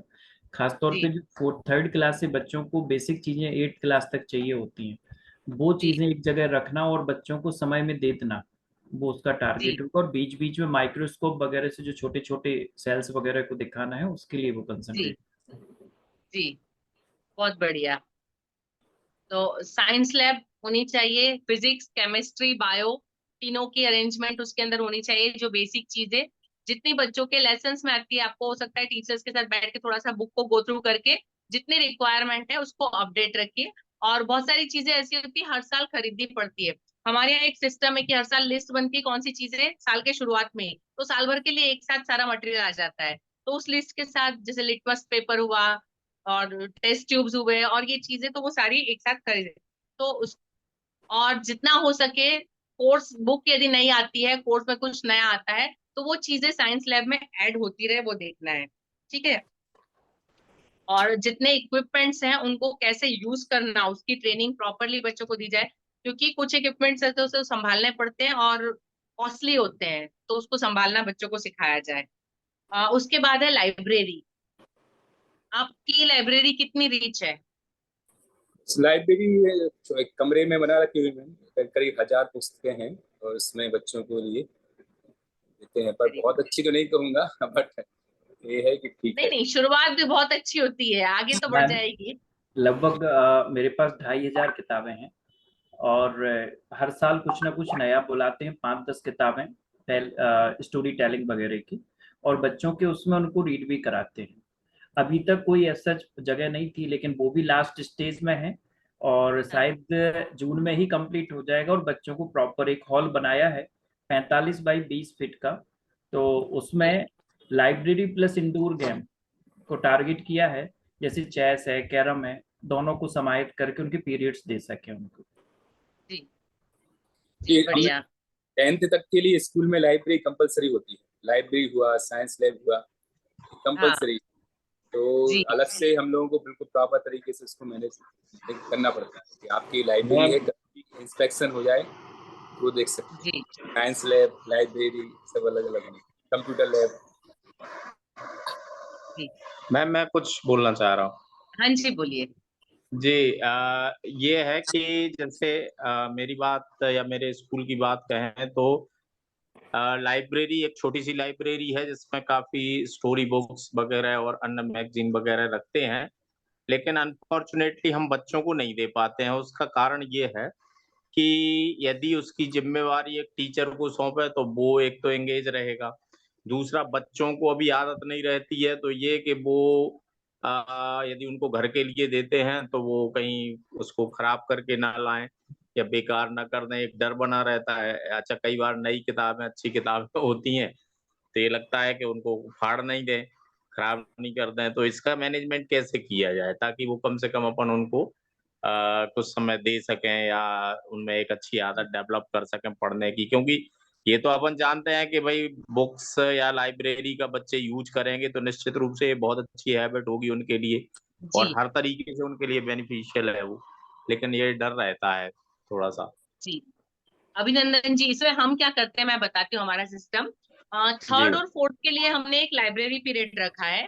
उस जी लाइब्रेरी पीरियड में उसके लिए हमारे यहाँ पे 150-200 किताबें अलग रखी हुई है जो स्टोरी बुक्स टाइप है, और जी। उसको हम हर साल यही सोच के लेते हैं कि अगले साल फेंक देने की है, क्योंकि हम अच्छा। 3rd 4th के बच्चे के हाथ में दे रहे हैं। ठीक है, हम जी मेंटली प्रिपेयर है उस बात के लिए। वैसे एक जी। लाइब्रेरियन हमने रखी है। लाइब्रेरियन जब बच्चों का पीरियड होता है, एक टीचर साथ में आती है, लाइब्रेरियन होती है, तो बच्चों को बैठा दिया जाता है और उनको बुक्स दे दी जाती है, और टीचर और लाइब्रेरियन दोनों उनका ध्यान रखते हैं कि बच्चों को किताब पढ़ना है खाली, वो कुछ फाड़े ना। पेंसिल पेन लाने की मनाही है, जब लाइब्रेरी में आते हैं कुछ लेके नहीं आना है, सिर्फ ऐसे ही जी आना है। ठीक है, उसके बाद यदि बच्चा फाड़ता है तो उसकी डायरी के अंदर नोट जाता है, और यदि उसने जो इतने भी किताब जो भी किताब फाड़ी है, तो उसका जो भी पैसा है वो पेरेंट को भरना पड़ेगा। जी ये पनिशमेंट होती है यदि वो बुक को डैमेज करते हैं तो। और 3rd जी 4th में हम उनको वहीं पे सामने बिठा के पढ़ाते हैं। उसके बाद 5th स्टैंडर्ड के अंदर एक्टिविटी पीरियड में बच्चे लाइब्रेरी में आते हैं, वो लोग आके बुक्स लेके पढ़ सकते हैं, उनकी बुक्स थोड़ी अलग है। ठीक है, उनके हायर लेवल की बुक्स है। और 6-7 के बच्चों को हम लाइब्रेरी की बुक इशू करते हैं। डायरी में हमारे एक पेज लाइब्रेरी बुक्स इशू का एक पेज बना होता है। वहां पे जब वो बच्चा बुक ले जाता है तो जो लाइब्रेरियन होती है वो बच्चे का आई कार्ड अपने पास रख लेती है। जब बच्चा बुक वापस करेगा तो उसको आई कार्ड मिल जाएगा। आप इस तरह का कोई एक कार्ड बना सकते हैं, उसका आई कार्ड का यूज हो सकता है कि वो जमा रहे जब बच्चा बुक लेके जाए। क्योंकि 3rd 4th 5th 3 साल जब बच्चों ने लाइब्रेरी में बुक पढ़ ली है, समझ लिया है, उनको सीख जाते हैं, उनको आदत हो जाती है, उसके बाद वो लोग डैमेज नहीं करते हैं। हाँ, थोड़े बहुत पेज मुड़ते हैं, यूज होगी बुक, बच्चे ले जाएंगे लाएंगे तो थोड़ा वो होता है, तो बुक को हम थोड़ा सा लाइब्रेरियन ठीक कर लेती है, उसको बाइंडिंग कर लेती है, लेकिन आदत हम ऐसे डालेंगे तभी होगी। कुछ एक बुक्स जो छोटे बच्चों को आप शुरुआत कर रहे हैं तो आप कुछ ऐसी बुक मैगजीन या ऐसी कुछ सस्ती रखिए कि जो कार्टून्स है सिर्फ है, और यदि आपका नुकसान नहीं होगा, एक बार वो हैबिट बन जाए उसके बाद आप उनको कॉस्टली ऐसी बुक्स दे सकते हैं। और कुछ एक बुक होती है वो बच्चों को घर ले जाने को नहीं दी जाती है, उनको वहीं पे, जैसे इंसाइक्लोपीडिया हो गया, है ना, पिक्चर डिक्शनरी हो गई, तो ऐसी चीजें बच्चे वहीं पे बैठ के देख सकते हैं और पढ़ सकते हैं। हमारे यहाँ पे क्योंकि गुजरात के एक बहुत बड़े राइटर हैं मेहता सर, वो हमारे यहाँ के ट्रस्टी हैं, तो उन्होंने संविधान की फर्स्ट कॉपी हमारे स्कूल को गिफ्ट की है। तो संविधान की फर्स्ट कॉपी जो हैंडमेड पूरी कॉपी है वो हमारे पास है। तो वो चीज ऐसी होती है जब मैं बच्चों को 26 नवंबर को ही खोल के दिखाती हूँ, और उनके लिए सिर्फ देखना 6-7 के बच्चों को दिखाती हूँ, क्योंकि उससे छोटे बच्चे संविधान को समझते नहीं है, तो संविधान क्या है उनके पेज भी मैं पलट के दिखाती हूँ, बट वी शो। तो बुक की कैसे इज्जत करना, कैसे बढ़ाना। उसके बाद भगवत गीता, रामचरितमानस, ऐसी बुक्स, संस्कृत के टीचर है, एसएस के टीचर है, वो जब भी उससे रिलेटेड टॉपिक आता है, हिंदी के टीचर है, तो वो लाइब्रेरी से लेके क्लास में जाते हैं और उनको बताते हैं, पढ़ के सुनाते हैं और दिखाते हैं। तो बुक्स की वैल्यू कैसे करना हम बच्चों को, इस तरह से अलग अलग तरीके हो सकते हैं, और आप शुरुआत करेंगे तो बच्चे जरूर सीख जाएंगे, एक बार हैबिट बन जाएगी तो फिर नहीं इतना नुकसान होगा। जी, थैंक यू वेरी मच, बहुत अच्छा बताया जी, ट्राई करके देखिएगा। आपने। जी। उसके बाद आता है एवी रूम, ऑडियो विजुअल रूम, जहाँ पे बच्चों को सीडीज वगैरह दिखाई जाती है। उसको आप मेंटेन कैसे करते हैं? मैम स्मार्ट क्लास है, 3 रूमों में है, तो वहाँ पर बच्चे मतलब पीरियड फिक्स कर दिया जाता है हाँ कि जी। एक एक दिन के लिए क्लासरूम दे देते हैं ऐसे। जी। अभी एक फर्स्ट की है, सेकंड की है, थर्ड की है, फोर्थ की, इस तरह से 6 दिन है तो 6 क्लासें हो गई। वहाँ पे भी नर्सरी से लेकर वहाँ ऐसा कर करके 2 क्लासरूमों और में सारे डिवाइड। सब्जेक्ट टीचर अपनी चीजें दिखाते हैं अपने लेसन हाँ, से रिलेटेड। एक दिन में सब दिखा दिया जाता है।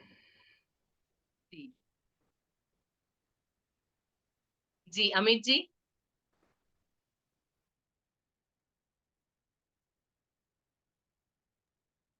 हमारे यहाँ एवी रूम तो अलग से नहीं है।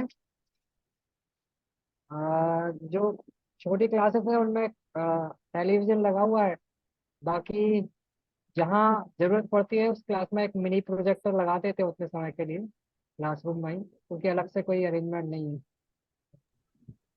यदि प्रोजेक्टर है आपके पास तो उसको एक जगह फिक्स कर सकते हैं आप, तो क्या हर क्लास वहां पे आके वीकली उनका एक टाइम फिक्स कर दें, तो सारे सब्जेक्ट का उनका एक ही दिन, उस दिन सारे चीज दिखा दे जो टीचर है अपने लेसन से related, at least once in a week उनको देखने को मिले, तो जितनी चीजें पॉसिबल हो सकती है। हम स्पेस नहीं है, रेंटेड बिल्डिंग है, तो वहाँ पर जगह नहीं है। ठीक है। जी अरुण जी। मैम अभी कुछ प्रोजेक्टर हैं, कुछ टीवीज हैं, तो लगभग 7 क्लासरूम ऐसे हैं जिनमें व्यवस्थाएं हैं मेरे पास।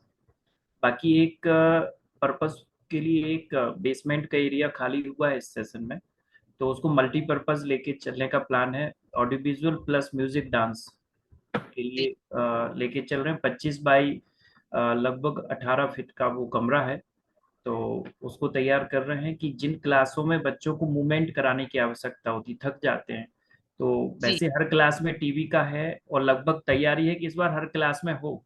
लेकिन कुछ चीजें ऐसी हैं कि जब तक मूवमेंट, जब तक बॉडी का ना हो, थक जाते हैं बच्चे, बैठ जगह एक जगह बोर हो जाते हैं, तो हफ्ते में हाँ, 2 या 3 दिन के लिए उनको मूवमेंट का होगा और एक वहां से क्लास उनकी होगी जो उसके अकॉर्डिंग होगी, तो वो उसकी तैयारी चल रही है। तो बढ़िया, कैसे डाला है। बहुत बढ़िया अरुण जी। जी मैं इस अभिनंदन जी। बात पे सलाह चाहता हूँ कि क्लासरूम जी। में अपने अलग अलग, पहले हमारे पास 4 ये थे ऑडियो विजुअल रूम बना रखे थे, फिर हमने उसका भी 2 ही कर दिए, 2 खराब हो गए प्रोजेक्टर, तो हमने अलग कर दिए। तो हर क्लास में नर्सरी क्लास के लिए अलग से टीवी लगाना चाहिए, बेटर रहेगा। नर्सरी KG1 KG2 के लिए अलग अलग टीवी लगाए जाए।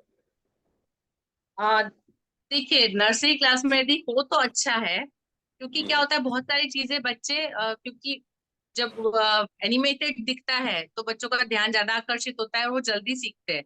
लेकिन कंटिन्यूअस चलाना भी ठीक नहीं है उनके लिए, उतना ही फिजिकल एक्टिविटी भी उतना ही जरूरी है और टीचर को सुनना भी उतना ही जरूरी है। तो कंपल्शन नहीं है, यदि आप उसको अरेंज कर सकते हैं कि नर्सरी बच्चे कम से कम हफ्ते में 3 दिन उसका यूज करें, तो कोई प्रॉब्लम नहीं है, उसके लिए स्पेशल करने की जरूरत नहीं है, बट एटलीस्ट 3 दिन यूज करिए, देखिएगा कि। जी अभिनंदन जी। जी मैम, ये एक्चुअली अभी मेरे यहाँ ऑडियो विजुअल की व्यवस्था नहीं है, लेकिन उसके लिए तैयारी है। बजट उपलब्ध होगा तो उसके लिए किया जाएगा। अभी बजट की समस्या है। जी ठीक है जी वीरेंद्र जी, उम्मीद करते हैं जी जल्दी हो जाए। जी जी जी। जी सौरभ जी। जी ma'am, separate audio visual room के लिए तो कोई प्रोवाइडेशन नहीं है, लेकिन प्री प्राइमरी में हर क्लास में स्मार्ट टीवी के थ्रू बच्चों को ऑडियो विजुअल कंटेंट दिखाते हैं। बढ़िया। तो आप वही प्री प्राइमरी के रूम जो है वो दूसरी क्लासेस के लिए कभी कभी यूज कर सकते हैं, हफ्ते में किसी दिन 1-2 जी पीरियड के लिए। जी, करते हैं। जी प्री प्राइमरी की जो छुट्टी जल्दी हो जाती है, फिर उसके जी बाद अपर क्लासेस के लिए यूज करते हैं। जी जी बढ़िया। संजीव जी। जी मैम, मैं इस बार मैंने एक प्लान किया है बच्चों के लिए डांस क्लास का और म्यूजिक क्लास का। वैसे ऑडियो वीडियो रूम तो है बच्चों के लिए, तो नर्सरी वाले बच्चों के लिए ऑल टाइम चलता है वो। नर्सरी वाले बच्चे जब छुट्टी हो जाती है प्री प्राइमरी क्लास की, तो फिर बड़े बच्चों के लिए उसको यूज करना है। ओके जी बढ़िया। राजेश जी। सर आप म्यूट है। जो मैडम हमारी स्मार्ट क्लास है उसमें ही बच्चों को ले जाते हैं बारी बारी से, और जी उनके अकॉर्डिंग ही सब्जेक्ट जो भी उनको पसंद है हर डे में चेंज कर देते हैं। तो जी और जो हमारी स्क्रीन भी है वो लगभग 8x6 की है, तो एक सिनेमा घर जैसा है। बच्चों को वहाँ बहुत मजा आती है। हम एक बार में 25 से 30 बच्चे बिठाते हैं। बढ़िया बढ़िया। बहुत खुश होते हैं वो जब उनको बोलता है कि आपको उस क्लास में चलना है, तो बच्चे जी खुश हो जाते हैं। जी उसके जी अकॉर्डिंग राजेश, सब बच्चे सच में एंजॉय करते हैं। घर पे तो बहुत चीजें करते हैं। देखते हैं लेकिन जो स्कूल में दिखाई जाती है जी जी उसको डेफिनेटली एंजॉय करते हैं। जी जी। रजनीश जी।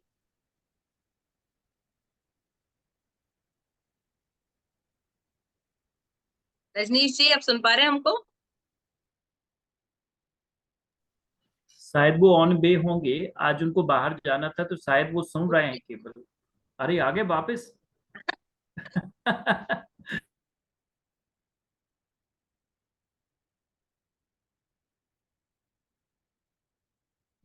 जी रजनीश जी।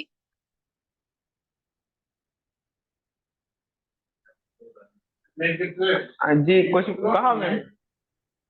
जी हम एवी रूम के बारे में डिस्कशन कर रहे थे।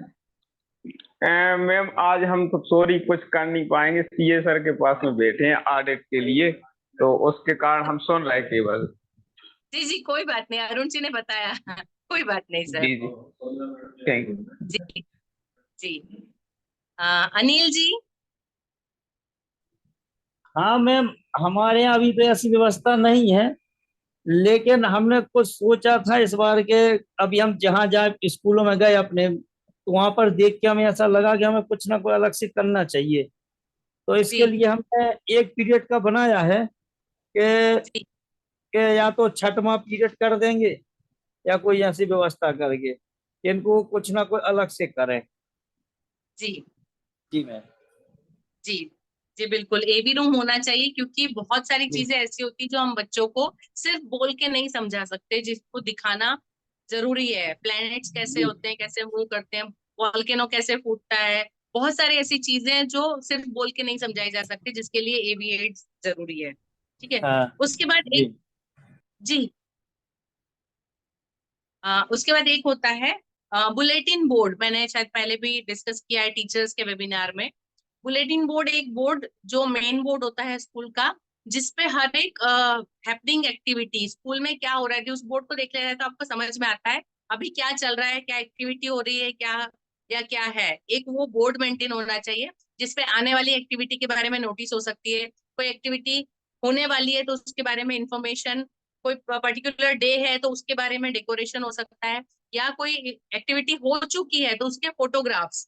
तो एक बोर्ड ऐसा है जो लाइव, जो स्कूल को मतलब स्कूल की हार्ट बीट हो, जो उसको बताता है, स्कूल को रिफ्लेक्ट करता हो। और मोस्टली यदि एंट्री के पास या प्रिंसिपल ऑफिस के पास इस तरह से रहे तो एक उसका, और यदि कुछ नहीं होता है, कोई एक्टिविटी नहीं रूटीन चल रहा है, तो एटलीस्ट वहां पे न्यूज या सुविचार रहे। तो एक बुलेटिन बोर्ड मेंटेन हो और ऑलमोस्ट एवरी डे या एवरी ऑल्टरनेट डे उसके अंदर चेंजेस आए।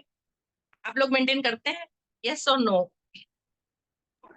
जी मैम, एक बोर्ड ऐसा लगा रखा है और एक डेली के विचार के लिए एक बोर्ड अलग से है।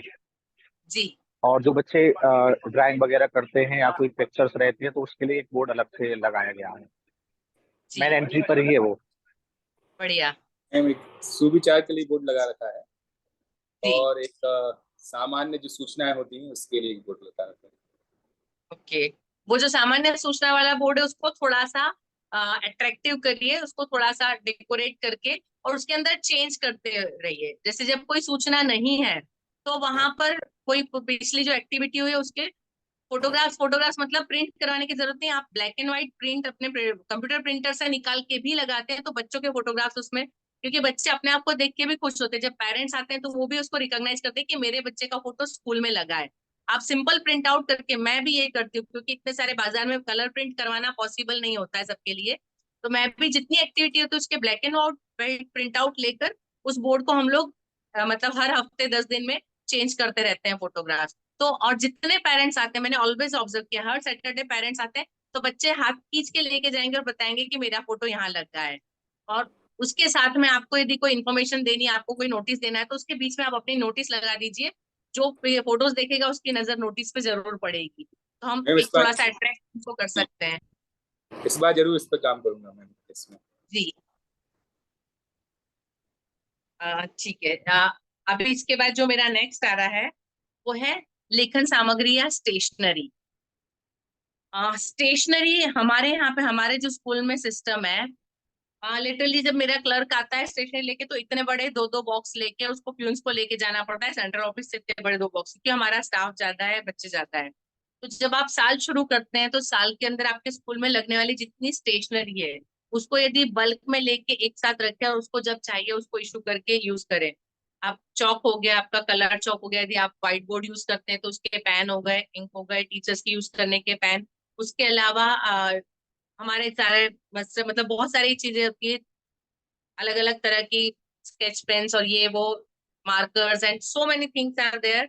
वो लिस्ट होती है तो हमारे यहाँ वो सारी चीजें एक ही साथ करी जाती है। तो उसका मेंटेनेंस, क्योंकि क्या होता है कई बार कुछ हम एक्टिविटी चल रही है कुछ है और सडनली चीजें नहीं है तो उसके बाद वो चीजें लेने के लिए दौड़ रहे हैं, तब तक काम अटका हुआ है।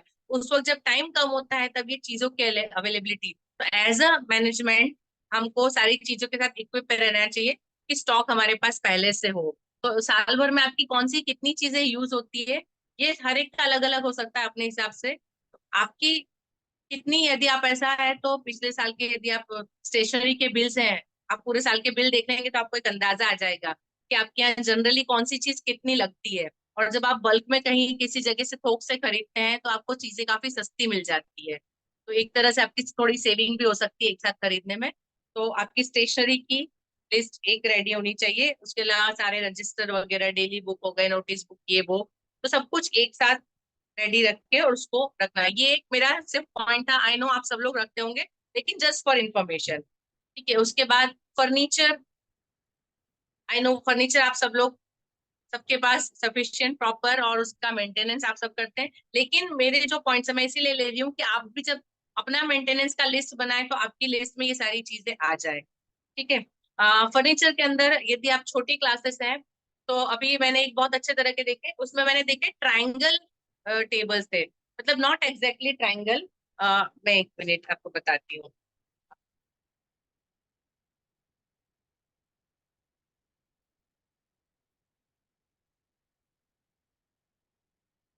आप ये शेप बना हुआ देख पा रहे हैं, इस शेप के टेबल, इसमें क्या होता है, इसको यदि 6 या 7 टेबल साथ में रख दिया तो पूरा सर्कल बन जाता है। इनको यदि 2 टेबल अपोजिट रख दिए, एक इधर एक उधर, तो बड़ा टेबल बन जाता है, तो 3-3 लोग आगे पीछे बैठ सकते हैं। इस टेबल को बहुत अलग अलग तरीके से जमा कर इसका यूज किया जा सकता है। तो यदि आप लोग छोटी क्लासेस के लिए कुछ ऐसा कुछ ले रहे हैं तो आप फर्नीचर में थोड़ा सा ऐसा चेंज कर सकते हैं जिस फर्नीचर को आप अलग अलग तरीके से यूज कर सके। कुछ हो सकता है फोल्डिंग फर्नीचर हो, कुछ ऐसे जो चेयर्स वगैरह एक के नीचे चला जाए तो आपकी ज्यादा जगह ना करे कि जब टीचर को चाहिए कि उनको बच्चों को कुछ खेलना है, कुछ करवाना है, तो उस फर्नीचर को साइड में करके उसी जगह को टीचर किसी भी एक्टिविटी के लिए यूज कर सके। आपका फर्नीचर थोड़ा सा ऐसा फोल्डेबल हो, थोड़ा सा मोल्ड हो सके, ऐसा हो। क्योंकि जो पुराने तरह की जो बेंचेस या वो स्ट्रिक्टली की पूरा एक ऐसा बना हो, इतनी जगह घेरेगी। आजकल बहुत सारे ऐसी फोल्डिंग बेंच आती है, उसको जो टेबल होता है उसको आप करो उल्टा, तो बेंच के ऊपर उल्टा, तो छोटी सी जगह में उसको साइड में कर सकते हैं। तो फर्नीचर यदि आप आगे बना रहे हैं या लेने वाले हैं कुछ, तो आप थोड़ा सा उसमें वेरिएशन देखिएगा कि उसको आप अलग कैसा कुछ यूज कर सकते हैं, कि आपकी जगह भी कम यूज हो और टीचर भी उसको अलग अलग तरीके से यूज कर सके। मैं इसका भी एक फोटोग्राफ आपके साथ शेयर करती हूँ, मैंने जो देखा था मुझे बड़ा अच्छा लगा था, तो मैं आपके साथ करूंगी। अभी इसके बाद मेरा है नेक्स्ट पॉइंट, सुरक्षा। सुरक्षा में दो चीजें हैं, एक है फायर सेफ्टी। आप सबके पास फायर सेफ्टी के इक्विपमेंट होंगे। इसमें बेसिकली 5 तरह के इक्विपमेंट आते हैं। एक तो जो पानी का होता है ना, जल अग्निशामक होता है। दूसरा फॉर्म स्प्रे होता है। फॉर्म स्प्रे जो ऑयल और पेट्रोल से यदि कोई आग लगी है तो उसको बुझाने के लिए फॉर्म स्प्रे लगता है।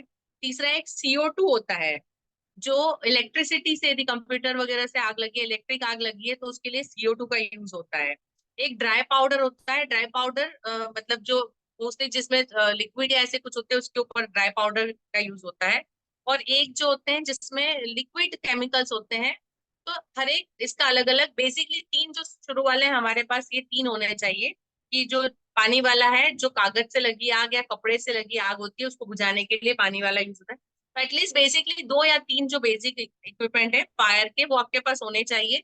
और उसका मेंटेनेंस एवरी ईयर, उसका रिचार्जिंग और उसका ध्यान रखा जाए। तो आई होप आप लोग केयर करते ही होंगे। यदि नहीं किया तो उसको अपनी लिस्ट में डाल दीजिएगा। उसके बाद दूसरा जो है सुरक्षा का, that is first aid. First aid box every 3 month update होना चाहिए। जितनी मेडिसिन उसमें एक्सपायर डेट हो गई है उसको रिमूव करके नई चीजें लगाना, और बेसिक चीजों का यूज करना सारे टीचर्स को पता होना चाहिए। अभी एक और टॉपिक इसके साथ डिस्कस करना चाहूंगी। क्योंकि गर्ल्स पहले पबर्टी पीरियड जो होता था गर्ल्स का, वो आई थिंक 14-15 साल हुआ करता था। लेकिन पिछले 5-6 साल से मैं देख रही हूँ उनका पबर्टी पीरियड थोड़ा सा जल्दी हो गया, क्योंकि फास्ट फूड खाते हैं तो गर्ल्स जल्दी ग्रो कर रही है। तो उनके जो पीरियड्स के प्रॉब्लम होते हैं वो जल्दी शुरू हो जाते हैं। सो मैं जनरली ये करती हूँ कि मेरे 5, 6 और 7 की गर्ल्स को साल के शुरुआत में एक दिन मैं गर्ल्स की मीटिंग लेती हूँ, और उनको मैं डिटेल में समझाती हूँ कि ये एक मतलब नेचुरल प्रोसेस है, हम सबको इससे गुजरना है। यदि in case during school time आपको किसी को कोई प्रॉब्लम होती है तो बिना घबराए आप मेरे पास आओ, और हम अपने पास अरेंजमेंट रखते हैं। यदि गर्ल्स प्रॉब्लम फेस कर रही है तो उनके लिए अरेंजमेंट होती है। गर्ल्स को पता है कि यदि उनको प्रॉब्लम हुई तो डायरेक्ट उनको प्रिंसिपल ऑफिस में आना है, या किसी भी टीचर, लेडी टीचर को बोलेंगे तो उनको हेल्प मिल जाएगी। दूसरा, गर्ल्स के लिए इसके लिए अवेयरनेस, पीरियड्स में किस तरह से क्या करना है उसके लिए अवेयरनेस। डॉक्टर्स और कई ये होती है संस्थाएं जो अपने तरह से आके बच्चों को अवेयर करती है। गर्ल्स को पूरी वीडियोस वगैरह दिखा के उनको अवेयरनेस दी जाती है कि ये क्या प्रोसेस है, उनको क्या ध्यान रखना चाहिए। तो ये चीजें जरूर उनको सिखानी चाहिए, क्योंकि बहुत सारी बार पेरेंट्स, आप जैसे गांव में रहते हैं, आप वहाँ पे शायद इतना खुल के मदर बात नहीं करती है, उनको पता नहीं होता है, और पहली बार जब बच्चे होते हैं बहुत घबरा जाते हैं, टेंशन में आ जाते हैं। तो इसके लिए थोड़ी सी अवेयरनेस होनी चाहिए। ठीक है। दूसरी एक और चीज है इसमें सोचने में, गुड टच और बैड टच। हर एक बच्चे को अपनी क्लास टीचर गुड टच और बैड टच के बारे में जरूर सिखाए, और बच्चा उससे जानकार हो। पॉक्सो के बारे में टीचर्स को जानकारी होना चाहिए। मुझे ख्याल है आपको पॉक्सो के बारे में पता होगा, जो चाइल्ड अब्यूजमेंट के खिलाफ जो एक्ट बना हुआ है। तो बच्चों के साथ कैसे बिहेव होना चाहिए, वो लड़का है या लड़की है, तो ये एक ट्रेनिंग टीचर्स को और टीचर्स के थ्रू बच्चों को होनी चाहिए। इसके अलावा यदि आप अपनी उसमें एक्टिविटीज में, मतलब साल भर की जो एक्टिविटीज होती है उसमें, मैंने देखा है आप लोगों ने लास्ट ईयर भी हेल्थ कैंप किए थे, है ना, स्वास्थ्य कैंप आप लोगों ने किए थे। उसमें आप पेरेंट्स का भी करते हैं, बच्चों का भी करते हैं। इसके अलावा ब्लड डोनेशन और फर्स्ट एड, जो यदि एक्सीडेंट वगैरह होता है या सडनली कुछ होता है, जनरली रेड क्रॉस वाले जो है, रेड क्रॉस स्कूल में जाके फर्स्ट एड और जो ये बेसिक एड होती है फर्स्ट एड, उसकी जानकारी बच्चों को देते हैं कि यदि कोई रास्ते में फेंट हो गया तो क्या करें, हड्डी टूट गई तो क्या करें, कैसे हेल्प करना है, बेहोश हो गया तो क्या। तो इस तरह की यदि आप बच्चों के लिए कभी साल में एक आध बार अरेंज कर सकते हैं, कैसे सेफ्टी करना। एक और पॉइंट मेरे दिमाग में आ रहा है, गर्ल्स सेफ्टी। यदि गर्ल्स को किसी ने मतलब फिजिकली हैरेस करने की कोशिश की, तो गर्ल्स अपना बचाव कैसे कर सकती है। हम लोग कराटे के टीचर्स को स्कूल में बुलाते हैं और ये गर्ल्स के लिए कैंप रखते हैं कि हाउ टू सेव योरसेल्फ। जब आप ऐसी किसी कंडीशन में है तो कैसे आप फिजिकली अपने आप को बचा सकते हैं, कौन से पॉइंट हो सकते हैं, कौन सी ऐसी टेक्निक हो सकती है कि जिससे आप ज्यादा जोर ना भी लगाए तो भी अपने आप को सेव कर सकते हैं। तो इन चीजों के लिए थोड़ा सा ध्यान देना चाहिए और एवरी ईयर इसके ऊपर कुछ काम होना चाहिए। I I feel that, I hope आप लोग करते होंगे। ठीक है, नेक्स्ट इज माय डॉक्यूमेंटेशन, दस्तावेज। ठीक है, नीरज जी घड़ी मत देखिएगा, थोड़ा सा टाइम और लूंगी। ठीक है, डॉक्यूमेंटेशन में मैंने 3 पार्ट किए हैं। स्टूडेंट्स के डॉक्यूमेंटेशन, स्टूडेंट्स जब एडमिशन लेते हैं, मैंने लास्ट टाइम डिस्कस किया था आपसे, एडमिशन फॉर्म पूरा डिस्कस किया था। मैंने ये भी बताया था एडमिशन के पहले जब फर्स्ट टाइम आते हैं तो उनकी इन्फॉर्मेशन कैसे ली जाती है, और इन्फॉर्मेशन लेके प्रिंसिपल के साथ आते हैं, फिर उनको फॉर्म मिलता है और सारी प्रोसीजर होती है। उसके अलावा यदि हम फॉर्म नहीं भी देते हैं तो हमारी जो रिसेप्शन से जब पेरेंट्स आते हैं तो बच्चे का पूरा नाम और उनका फोन नंबर और किस क्लास में एडमिशन लेने के लिए आए हैं, इतनी चीजें जरूर नोट करके रखते हैं। तो जितने भी लोगों ने आपकी स्कूल विजिट की है उनका रिकॉर्ड आपके पास होना चाहिए, एक रजिस्टर होना चाहिए कि जितने लोग इंक्वायरी के लिए आते हैं, हार्डली 2 मिनट लगते, कोई एक पर्सन होना चाहिए जो उसको नोटिफाई करके रखे। तो एक तो आपके पास इंफॉर्मेशन रहेगी डिटेल, मतलब फोन नंबर के साथ, नाम के साथ वगैरह। स्कूल की तरफ से एक स्पेशल नंबर, हम जीआर नंबर तो देते हैं, लेकिन उसके अलावा आपके स्कूल का एक नंबर, यदि आपका स्कूल का सिस्टम कंप्यूटराइज है तो कंप्यूटराइज आप नंबर, जैसे हमारे यहाँ पे इंग्लिश मीडियम और गुजराती मीडियम 2 है, तो हमारा जो पहला लेटर है इंग्लिश मीडियम वालों के आगे ई आएगा और गुजराती मीडियम वालों के आगे जी आएगा। ठीक है, उनके नंबर में। उसके बाद के जो 2 लेटर है, नंबर्स हैं, वो कौन से ईयर में उन्होंने एडमिशन लिया है। तो जैसे अभी इस साल जितने बच्चे एडमिशन लेंगे दैट विल बी 2-4। यदि वो लास्ट ईयर लिया है तो 2-3, उन्होंने 17 में लिया है तो उनका फर्स्ट 2 लेटर 1-7। तो जब भी हमको बच्चे के नंबर से ढूंढना है कि कौन से कब एडमिशन लिया तो हम इजीली उसको पता लगा सकते हैं। ठीक है, उसके बाद के जो 2 या 3 डिजिट होंगे वो आगे फिर आपके अपने हिसाब से आप उसको चेंज करते, आप अपने हिसाब से रख सकते हैं। जी अरुण जी। इसका एक कोडिंग का सिस्टम मैंने अपना बनाया था 2011 में जब स्कूल खोला था। सबसे पहले पीसीजीएमएस देता हूँ, स्कूल का नाम हुआ, फिर स्लैश लगाता हूँ, फिर बच्चे का जिस सेशन में एडमिशन हुआ उसको उस सेशन का, जैसे मान लीजिए 2011 तो 11 लिखा, फिर स्लैश लगाया, फिर उसके बाद जिस कक्षा में एडमिशन हुआ तो वो कक्षा लिखी, nursery, LKG, UKG, first second, तो उसमें रोमन, फर्स्ट सेकंड में रोमन लेते हैं, नर्सरी का एन, एलकेजी का एल, यूकेजी का यू, स्लैश फिर, और स्कॉलर नंबर जो रजिस्टर का होता है वो स्कॉलर नंबर सबसे लास्ट में लेते हैं।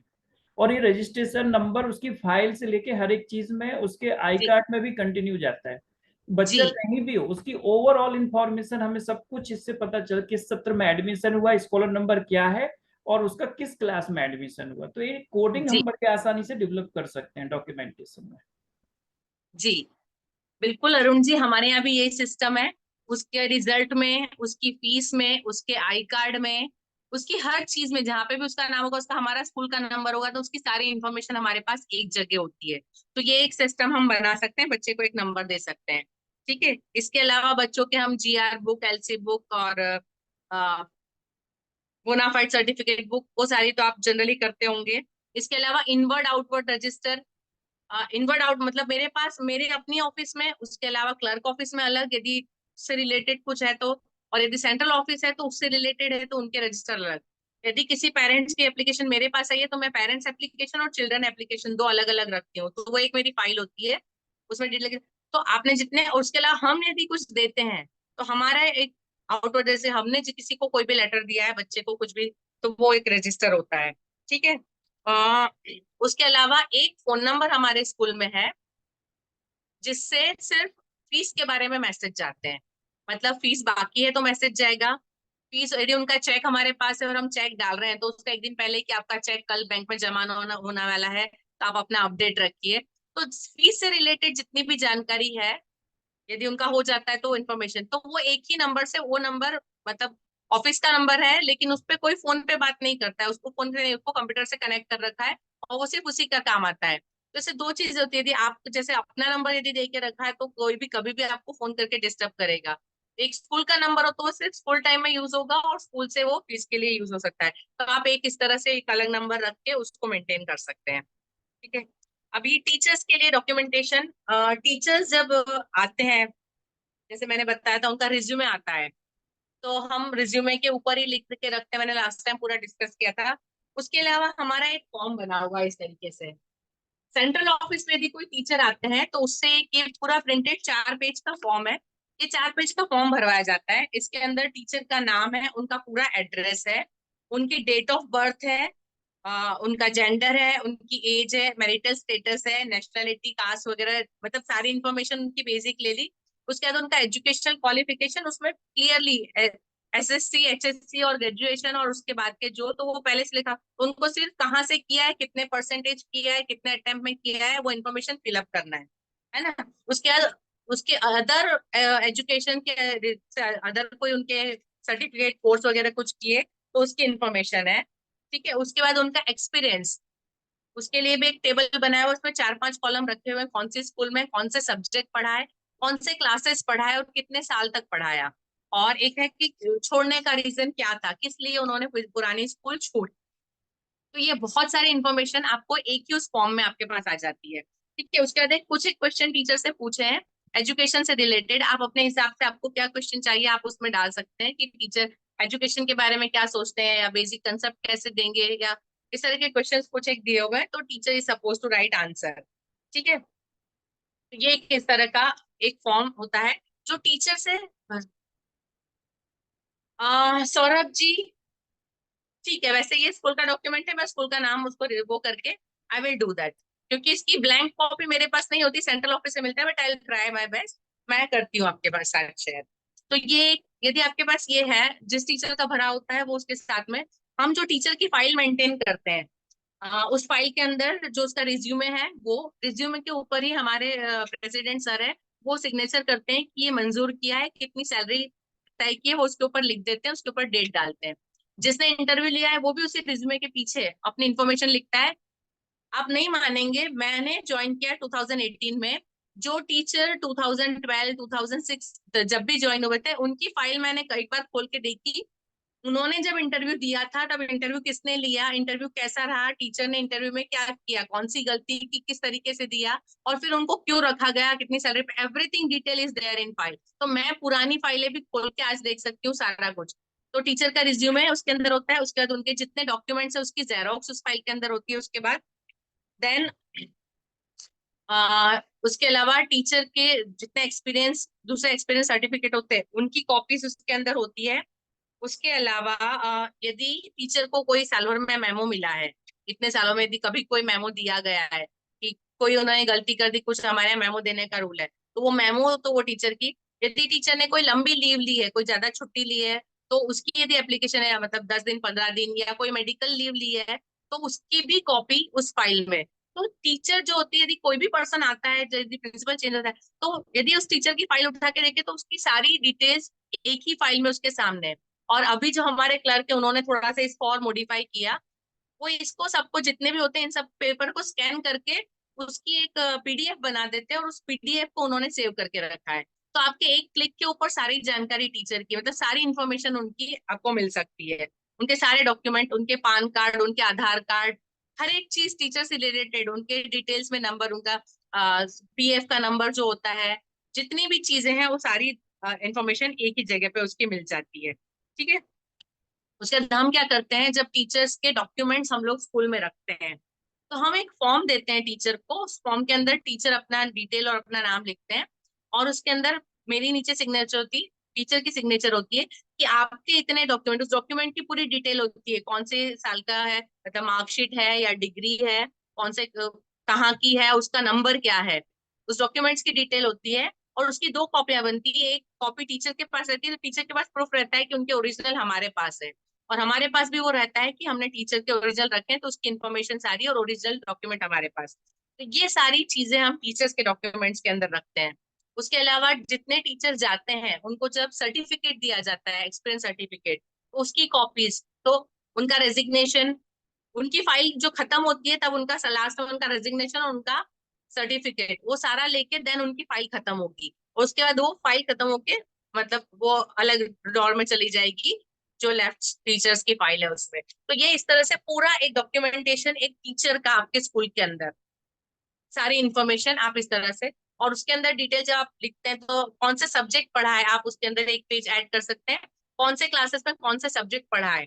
इसके अलावा एक बनता है टीचर का कॉन्फिडेंशियल रिपोर्ट, आप लोग बनाते हैं, सीआर जिसको बोलते हैं। मेरा सीआर है, गुजराती में है मैं, लेकिन आपको एक बार पढ़ देती हूँ।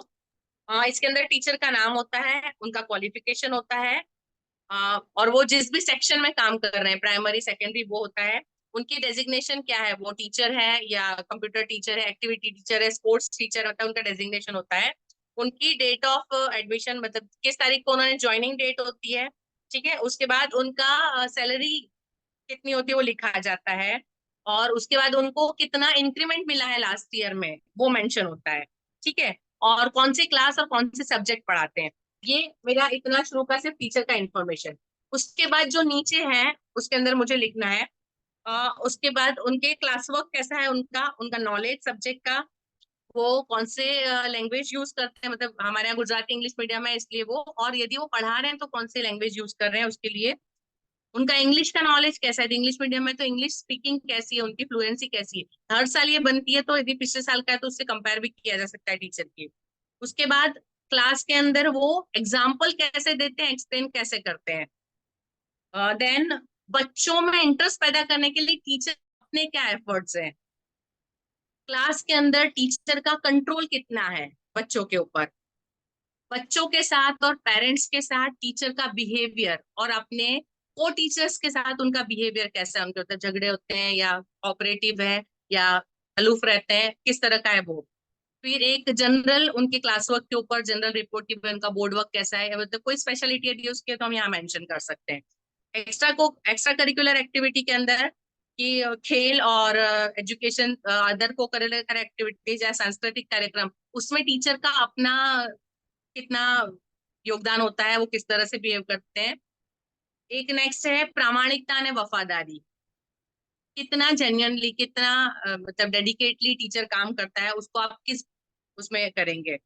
उसके बाद अपने सहकर्मियों के साथ मतलब दूसरे टीचर या प्यून्स या अपने क्या बोलते हैं ऑथोरिटीज के साथ, मैनेजमेंट के साथ या प्रिंसिपल्स के साथ उनका बिहेवियर या उनका जो अप्रोच है वो किस तरह का है, दैट। उसके बाद जो अथॉरिटी है उन्होंने जितनी इंफॉर्मेशन दी है उसको टीचर ने किस तरह से रिएक्ट किया है, उसको किस तरह से पूरा किया, यदि कोई इन्फॉर्मेशन को दी गई तो उन्होंने कैसे उसको रिएक्ट किया है, कि भाई वो सुनते हैं, मानते हैं या वो उसको अवॉइड करते हैं, तो that we are suppose to mention. उसके बाद मैं एज अ प्रिंसिपल इस टीचर के बारे में अपना अभिप्राय, तो मुझे अपनी तरफ से लिखना होता है यदि मुझे उसके लिए कुछ लिखना है स्पेशल तो। और लास्ट पॉइंट है कि क्या साल में टीचर को मेमो दिया गया, यदि दिया गया तो उसकी कॉपी मुझे इसके साथ लगा के भेजनी है। तो this is the CR report. ये कॉन्फिडेंशियल रिपोर्ट है, जनरली हर एक का अपना प्रोफार्मा होता है, अपनी तरीके से यूज करते हैं, but these are the point for confidential report. और कॉन्फिडेंशियल रिपोर्ट टीचर्स की लिखी जानी चाहिए, क्योंकि एक ही टीचर का कॉन्फिडेंस हर साल का देखोगे तो आप यदि टीचर ग्रोथ कर रहा है तो बदलाव दिखेगा उसके अंदर, तो ये कॉन्फिडेंशियल टीचर्स की रिपोर्ट होनी चाहिए, ठीक है। Now I come to parents. Ma'am जब इसका पेरेंट्स सॉरी फॉर्मेट जी मिल जाएगा ना, फॉर्मेट मिल जाएगा ना इसका, फॉर्मेट मिल जाएगा सर, ये इसका। गुजराती में है। हाँ चल जाएगा मैम, हम हिंदी कर लेंगे उसकी। चलिए ठीक है, मैं देती हूँ, सीआर रिपोर्ट का भी देती हूँ, आई विल डू, ठीक है।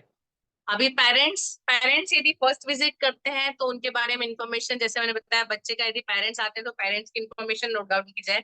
उसके बाद पेरेंट्स की डिटेल इंफॉर्मेशन क्लास टीचर के पास इस तरीके से होना चाहिए, हमारे सर ने हमको बता रखा है कितने डॉक्टर्स हैं पेरेंट्स, या कौन से स्पेसिफिक फील्ड से रिलेटेड है, लॉयर कितने हैं, डॉक्टर कितने हैं, और या ऐसे कुछ जो स्कूल से रिलेटेड किसी काम में आ सकते हैं, ऐसे लोगों की इंफॉर्मेशन हमेशा सर बोलते हैं क्लास टीचर के पास होनी चाहिए। क्योंकि कुछ लोग ऐसे होते हैं जिनकी जरूरत इमरजेंसी में पड़ सकती है, तो ऐसे लोगों की इन्फॉर्मेशन रखना। तो टीचर को पता होना चाहिए कि अपनी क्लास के बच्चे, उनके पेरेंट्स किस फील्ड से हैं, कहाँ से है। तो जब कभी भी कोई भी ऐसा काम होता है, कुछ भी हमको करना है, जरूरत है, तो हम उनका यूज कर सकते हैं। ठीक है।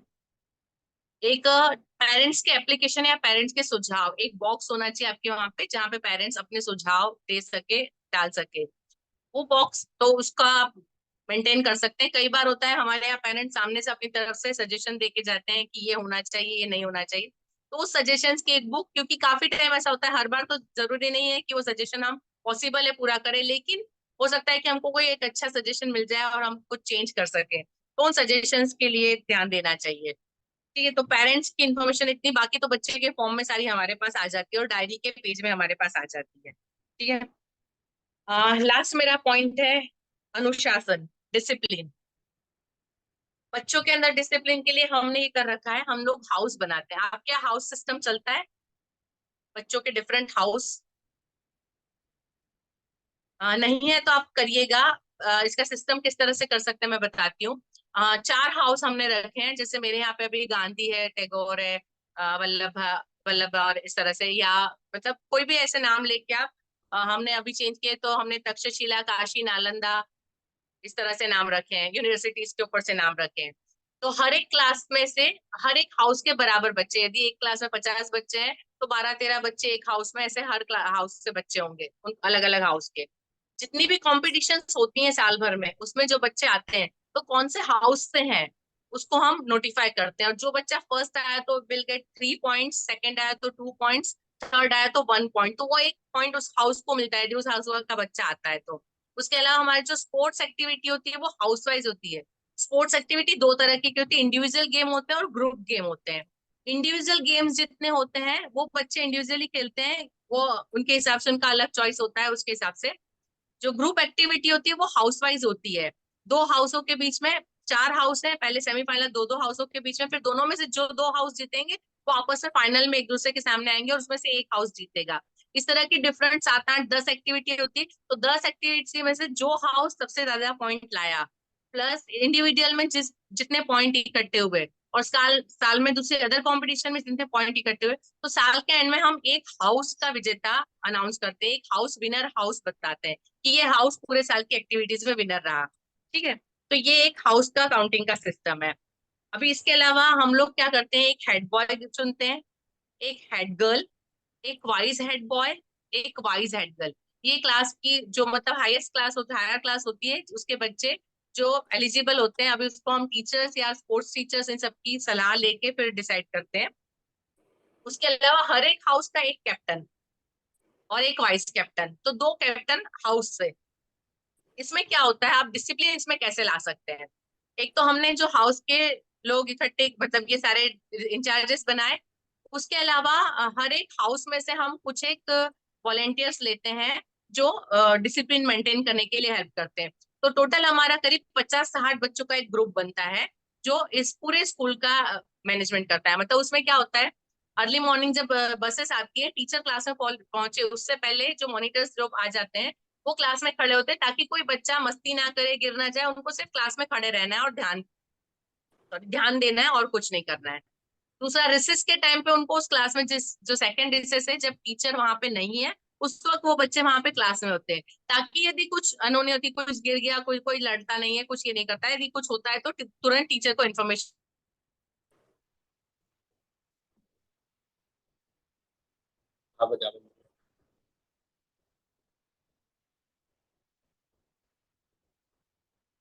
आवाज लेके गिर ना जाए, क्योंकि 3-3 सीढ़ियां हैं, उतरनी है, तो वो कोई गिर ना जाए, तो उनकी अलग अलग जगह पे ड्यूटी लगाते हैं कि they are suppose to stand there.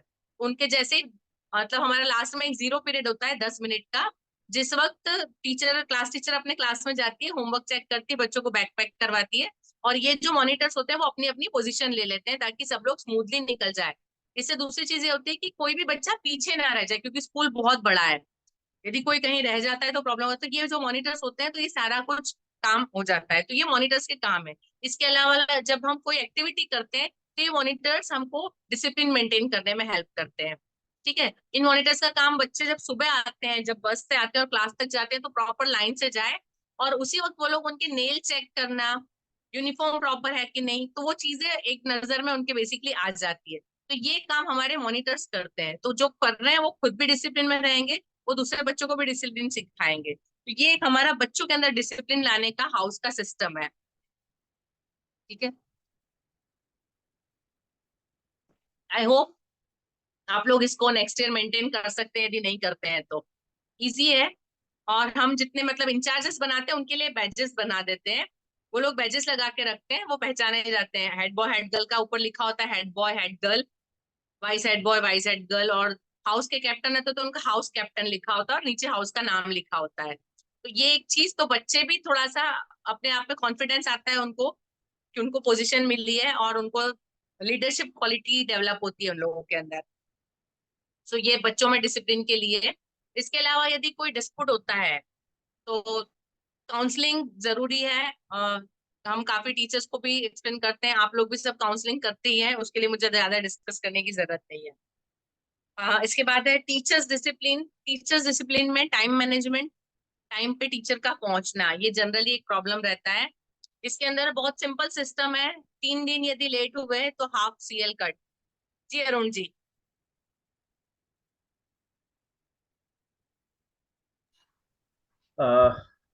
Ma'am मैं कुछ नहीं कहना चाह रहा था, मैं तो अपना सिटिंग अरेंजमेंट चेंज कर रहा था, थक गया था बैठे ओके बैठे। सॉरी गर्मी मुझे बहुत लगा। है, गर्मी बहुत है चूंकि। जी बिल्कुल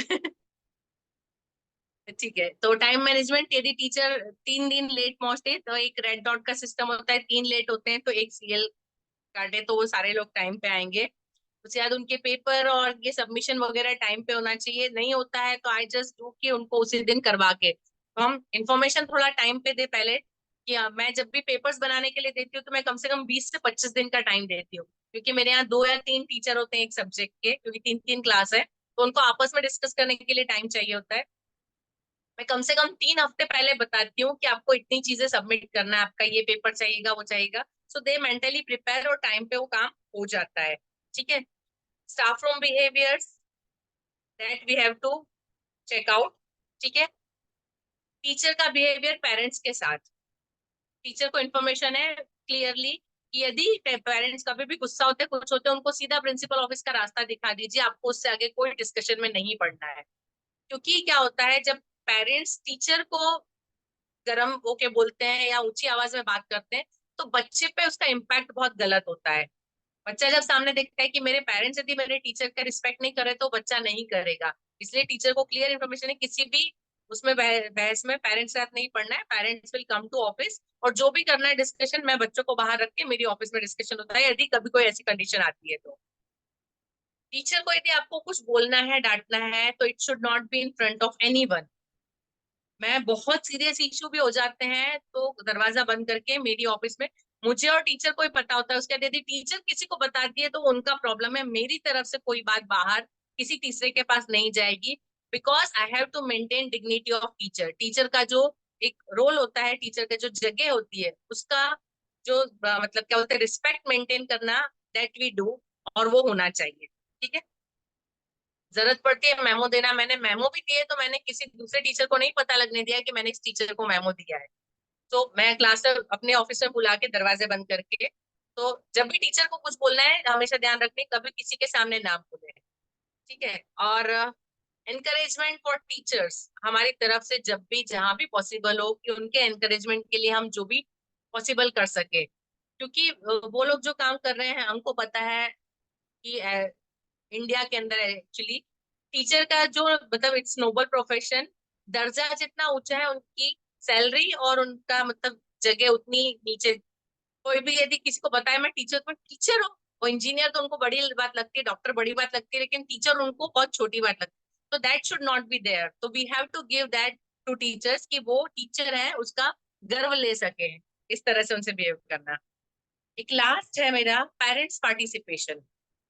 एक PA फॉर्मेशन होना चाहिए, पेरेंट एसोसिएशन फॉर्मेशन। इससे क्या होता है, पेरेंट्स एसोसिएशन यदि बना है, किसी एक पेरेंट को उन लोगों ने अपना प्रेसिडेंट बना दिया, पेरेंट्स आपस में डिसाइड कर ले किसी एक को बना, जब मीटिंग होती है तब एक जनरल बात करिए, किसी एक को पूछिए, मतलब कोई एक खड़ा हो जाए, बाकी लोग यदि उसको अग्री कर लेते हैं उसके लिए ज्यादा कुछ करने की जरूरत नहीं है। आप जब कॉमन मीटिंग होती है तभी किसी एक या दो लोगों को बना सकते हैं, पेरेंट्स एसोसिएशन के लीडर्स बना सकते हैं कि पेरेंट्स से रिलेटेड कोई भी प्रॉब्लम है तो सारे पेरेंट्स मिलके ना आए और डिस्कस ना करें, बट वो उस पर्सन को बता दे और वो पर्सन डायरेक्ट आपके साथ डिस्कस कर ले। तो इससे क्या होता है, जो पेरेंट्स जैसे गुस्से में आते हैं और जो गर्मा गर्मी का माहौल और जो होता है उसको हम अवॉइड कर सकते हैं जब ये हम एसोसिएशन बना देते हैं। 4 या 5 लोग, आप जैसे भी स्ट्रेंथ है उसके अकॉर्डिंगली आप उसको बना चूज कर सकते हैं। तो वो पर्सन क्या होता है, रिस्पॉन्सिबल होता है उसके लिए। उसके अलावा हम पेरेंट्स को स्कूल के साथ कैसे एसोसिएट कर सकते हैं, तो एक तो उनकी स्कूल विजिट रेगुलर करके, मैंने पहले भी पेरेंट टीचर मीटिंग के बारे में डिस्कस किया है।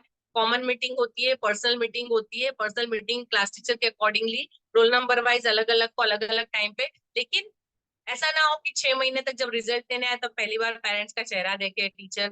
So it should not happen. तो कोशिश ये करें कि हर टीचर के पास एक हो कि हाँ इन पेरेंट्स से हम मिल लिए, उसकी इन्फॉर्मेशन, तो एक प्रॉपर डॉक्यूमेंटेशन हो।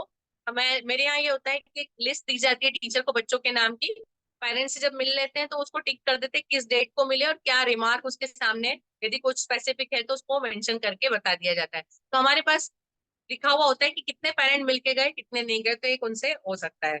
उसके अलावा हमारे जो सेलिब्रेशन है उसमें हम पेरेंट्स को इन्वॉल्व कर सकते हैं। आप काफी सारे सेलिब्रेशन में इन्वॉल्व करते हैं, आप लोग एनुअल फंक्शन में तो ऑब्वियसली आते हैं। उसके अलावा आप लोग दादा दादी दिवस शायद आपने बनाया, मैंने लास्ट ईयर फोटोग्राफ्स देखे थे कुछ एक स्कूल के। उसके अलावा आपने हेल्थ का जब किया था पेरेंट्स को इंक्लूड किया था। इसके अलावा आप जैसे गरबा वगैरह हो जाता है या ऐसा कुछ फंक्शन है जहाँ पे वो लोग एक्टिवली इन्वॉल्व हो सकते हैं, तो ऐसे कोई गणेश पूजा है या ऐसे कुछ है तो ऐसे कुछ कर सकते हैं, जो भी आपका लोकल ओकेशन हो उस तरह से कर सकते हैं। उसके अलावा एक आप फन फेयर लगा सकते हैं जहाँ पे मतलब बाकायदा फन फेयर बड़ा सा लगता है जिसमें दुकानें लगती हैं, चीजें सेल होती है, खाने पीने की चीजें होती है, बेचने की चीजें। आप इसको थोड़ा सा शुरू से प्लानिंग करना पड़ता है, थोड़ा टाइम लगता है, लेकिन मैंने देखा है इसका इम्पैक्ट बहुत अच्छा आता है। जिनके अपने छोटे मोटे बिजनेस होते हैं वो वहां लेके आते हैं। इससे क्या होता है कि जितने स्कूल के बच्चे उनके पेरेंट्स आएंगे तो उनको एक मतलब जरिया मिलता है, मार्केट मिलता है लोगों के साथ मिलने का, आपको भी वो मिलेगा, दे कैन अर्न वहां पे मतलब कर सकते हैं। तो ये फन फेयर जैसा कुछ आप अरेंज कर सकते हैं। यदि कभी करना हो तो मुझसे डिस्कस डिटेल में डिस्कस करिएगा, आई हेल्प यू। लेकिन एक पेरेंट्स एसोसिएशन बहुत अच्छा तरीका है फन फेयर जो है बच्चों के करने का। उसके अलावा एक और चीज होती है रिसेस ड्यूटी। जैसे मैंने बताया कि हमारे यहाँ हम मॉनिटर्स बना रखे हैं, हमने बच्चों को हम ड्यूटी देते हैं। मैंने एक स्कूल देखा है जहाँ पे पेरेंट्स को रिसेस ड्यूटी दी जाती है, क्योंकि वहाँ एक ही रिसेस होती थी। तो वहां पे तय होता है हर एक क्लास से, मतलब यदि वो बच्चे हैं तो हमारा स्कूल लगभग 200-250 दिन चलता है, तो आप यदि मतलब आपके 700-800 पेरेंट्स है तो आप एक दिन में 3 पेरेंट को बुलाए या 4 पेरेंट को बुलाए, तो अलग अलग जगह पे रहे। तो रिसेस ड्यूटी पेरेंट्स उतनी रिसेस के टाइम के लिए वो वहां रहेंगे, उनको बच्चों के आसपास रहना है, रिसेस खत्म हो गया उनको चले जाना है। तो रिसेस के टाइम बच्चे जब खाते हैं कोई गिर ना जाए, कोई प्रॉपर खा रहे हैं कि नहीं, उन पर नजर रखना है, देखना। तो ये पेरेंट्स की तरफ से हेल्प, तो हर एक पेरेंट को इस तरह से अलग अलग मौका मिल सकता है। उनको शायद हार्डली साल में 1 या 2 बार ड्यूटी आएगी तो इतने सारे पेरेंट हैं। तो पर ये इससे क्या होता है, पेरेंट्स को भी पता चलता है स्कूल में कैसे चलता है, कैसे स्कूल में बच्चों को, इतने सारे बच्चों को एक साथ, क्योंकि वो अपना एक ही संभालते हैं, एक से ज्यादा कैसे संभाले जाते हैं वो भी उनको रियलाइज होता है। तो थोड़ा सा उनसे एसोसिएशन बढ़ता है। एक मैंने किया था एक बार प्रयोग प्री प्राइमरी के अंदर, टीचर्स डे के दिन मैंने पेरेंट्स को एज टीचर बुलाया था। मेरे 6-7 क्लास थे तो 6-7 पेरेंट मैंने वॉलंटरी उनको पूछा था कि जो भी आना चाहे। आप नहीं मानेंगे, क्लास खत्म होने के बाद जब उनसे प्रिंसिपल ऑफिस में मीटिंग में लेके गए तो पेरेंट्स से हाथ जोड़ लिए, बोले हमारा एक हमसे मुश्किल से संभलता है, आप लोग इतने सारे क्लास में रोज कैसे संभालते हैं, हम एक दिन में थक गए, हम नहीं संभाल पाए। तो वो रियलाइज करते हैं और हमारे स्कूल का क्या लेवल है, हम अंदर क्या करते हैं उनको नहीं पता। तो this way we can show them कि हम ये लेवल देते हैं बच्चों को, तो पेरेंट्स को भी रियलिटी पता चलती। तो एक ये और तरीका हो सकता है पेरेंट एसोसिएशन का। ठीक है, मेरी तरफ से मैंने कोशिश की, सारे पॉइंट लिए। इसके अलावा आपको कोई और पॉइंट लगता है जो डिस्कस करना चाहिए हमको? मैम पॉइंट तो लगभग ऐसा शायद कोई नहीं बचा कि जो छूटा हो। अपनी तरफ जी से आपने सबको समाहित करने का प्रयास किया है और जी बहुत ही बेहतरीन तरीके से बहुत बड़ा वास्ट टॉपिक आपने मात्र 90 मिनट में कवर करने का प्रयास किया है। जी बहुत स्पीड भी आपने मेंटेन की है और बहुत इजी शब्दों का प्रयोग किया है एग्जाम्पल्स के साथ। पार्टिसिपेशन भी दोनों तरफ से हुआ है तो काफी हेल्दी वो रहा है, तो बहुत मजा आया। और अभी बाकी साथी लोग कहें, अगर कोई होगा तो मैं फिर से बात करता हूँ। जी जी विवेक जी।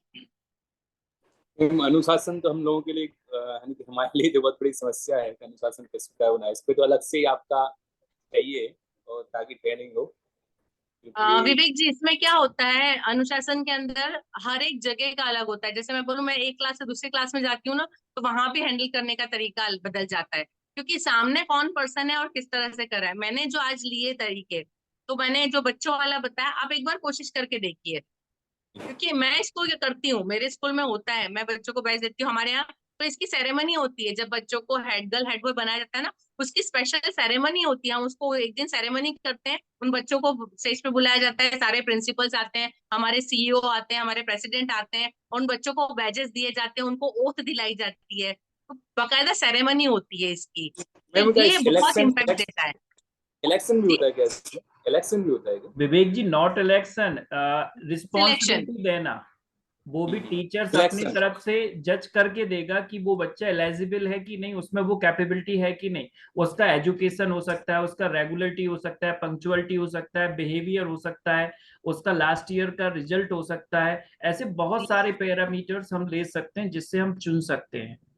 और ये मंथली भी दे सकते हैं, क्वार्टरली भी दे सकते हैं, हाफ ईयरली भी देख सकते हैं, एनुअल भी देख सकते हैं, एज योर मैनेजमेंट प्रोफार्मा। जी इसमें कोई बिल्कुल। बाउंडेशन नहीं है। Thank you. जी अमित जी।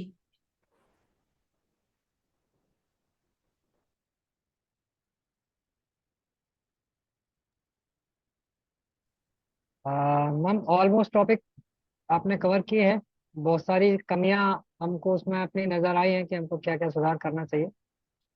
तो सब जगह थोड़ा थोड़ा प्रयास करेंगे, और जो भी इससे रिजल्ट आएगा आपके साथ में शेयर करेंगे। जी धन्यवाद। अभिनंदन जी। जी, बहुत अच्छा लगा आज का सेमिनार। बहुत सारी प्रैक्टिकल बातें जानने समझने को मिली और निश्चित रूप से हम उसको करेंगे। बहुत अच्छा आपने एक्सप्लेन किया, कम समय में ज्यादा से ज्यादा चीजें दी। और मैं तो कई अभी यही सोच रहा था कि आप देखिए कितना लगातार बोलती जा रही हैं, इतने निरंतर रूप से बिना थके बोलना, ये भी बड़ी बात है। तो बहुत बहुत धन्यवाद आपका। और निश्चित रूप से हम लोग सलाह लेते रहेंगे आपसे और जो भी होगा। अभी तो फिलहाल ठीक है। जी, धन्यवाद थैंक अभिनंदन यू, जी। Thank you very much. हाँ मैम, हमें हमें जो जी जो समस्या थी मुझे पेरेंट्स जी वाली, पेरेंट्स जी को बुलाते बहुत थे लेकिन आते नहीं थे। लेकिन जी जो अभी मिला ना इसमें कि अपन किस ढंग से उनको बुला सकते हैं, तो जी ये जरूर हमें इसमें फायदा मिलेगा। हमें जी लगता है कि बिल्कुल। आएंगे पेरेंट्स। जी, ये जी बहुत अच्छा लगा। जी धन्यवाद अनिल जी। जी जी। सौरभ जी। जी मैम, बहुत ही अच्छा लगा। आज का आपने आपने जो भी बताया वो मैंने नोट डाउन किया है। और इसमें हम potluck, time to time potluck को जरूर इम्प्लीमेंट करेंगे। जी और ये जो प्रिजर्वेटिव लीड्स टू कैंसर है, इसको जरूर पेरेंट्स से चर्चा करेंगे। जी थोड़ी सी हेल्प और चाहिए। ये जो आपने बताया कि how to manage the sports without ground, tic tac toe और हॉप स्कॉच वाला आपने बताया, जी उसमें डिटेल चाहेंगे, जी मैं कैसे कर फोटोग्राफ सकते। शेयर करती हूँ। जी जी जी। जी बाकी बहुत अच्छा लगा, आपने बहुत इम्पोर्टेंट टॉपिक्स बहुत कम समय में कवर कर दिए। Thank you Saurabh ji.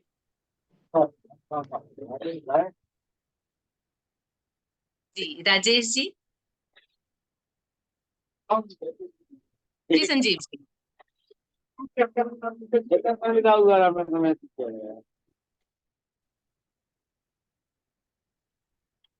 Hello.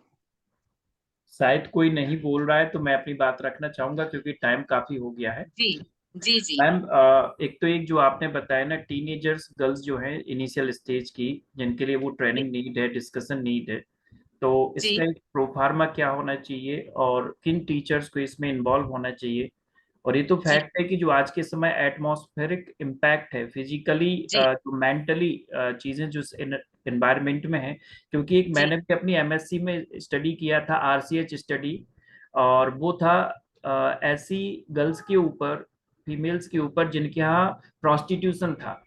तो वहां पे ये 2004 में मैंने देखा था कि 10 साल की गर्ल्स को भी ये स्टार्ट हो जाता है। तो इसका जी एक समरी निकल के आया था कि इम्पैक्ट ऑफ एनवायरनमेंट और साइकोलॉजिकल जितना इन्वॉल्वमेंट होगा उतना फास्ट जी कहना चाहिए कि हमारे हार्मोन सेक्रीशन होंगे। तो जी वो देखा, तो वो हमारे स्कूल के एटमॉस्फेयर में डिस्कस करना, गर्ल्स को गर्ल्स से भी डिस्कस करना थोड़ा सा टिपिकल होता है, क्योंकि उन बच्चियों को नॉलेज नहीं होता है। तो इसका एक छोटा सा क्या है सा पैरामीटर हो सकता है, क्या कैसा होना चाहिए वो अगर संभव हो, क्योंकि एक बहुत महत्वपूर्ण टॉपिक है उस एज के जी लिए। दूसरा जो स्कूल के लिए जो एक बेसिक तौर पे जो एक बुक्स जैसे लाइब्रेरी है, तो लाइब्रेरी को मेंटेन करने के लिए क्या कैसी चीजों के एक पैरामीटर जी होना चाहिए, लैब के लिए क्या पैरामीटर होना चाहिए, और भी है जो बेसिक आपके अकॉर्डिंग जो भी टॉपिक्स आपने दिए हैं, इनके लिए जो जी रूल्स रेगुलेशंस का एक छोटा सा कैटलॉग मिल जाए हम लोगों को, बहुत आसानी होगा हम लोगों को। जितने टॉपिक आपने कवर किए हैं, भले वो हिंदी में हो या इंग्लिश में हो, बट ठीक है गुजराती ना हो क्योंकि हम लोग नहीं जी टच कर पाएंगे। तो जी सब उससे बहुत हेल्प मिलेगी। और बहुत जी सारे जैसे हाउस का आपने बताया, हाउस नया टॉपिक है, बट लेकिन इम्प्लीमेंट करना इतने कम शब्दों में आसान नहीं है। तो इस तरीके से इनकी जो एक पॉलिसी आपके यहाँ की है, जितना आप शेयर मैक्सिमम कर सकें जो आपके लिए ठीक लगे, तो उससे हम लोग जी को बहुत हेल्प मिलेगी। अभी लगभग 1 महीना है हम लोगों के लिए प्रॉपर इम्प्लीमेंट करने के लिए। तो हम जी लोग प्रयास करेंगे कि ज्यादा से ज्यादा जो आपने समझाया है उसको हम लोग जी यूटिलाइज कर सकें, जिससे आगे जब कभी मीटिंग हो तो हम लोग ये डिस्कस करें कि हमने इम्प्लीमेंट ये किया था तो हमें प्रॉब्लम यहाँ पे आई, ना कि जी हमें अभी बिल्कुल प्रारंभ करना है। ये हम लोग फर्स्ट जी स्टेज से निकल के सेकेंड स्टेज तक पहुंचे, ये हम लोगों के लिए प्लस पॉइंट जी होगा। थैंक यू वेरी जी मच। जी धन्यवाद अरुण जी। मैम टीचर्स नीरज के जी लिए जो सीआर बताया जी था हाँ जी वो जरूर शेयर कर देना मैम, ठीक है, उससे मैं उसको हिंदी में ट्रांसलेट करके आई शेयर करती हूँ।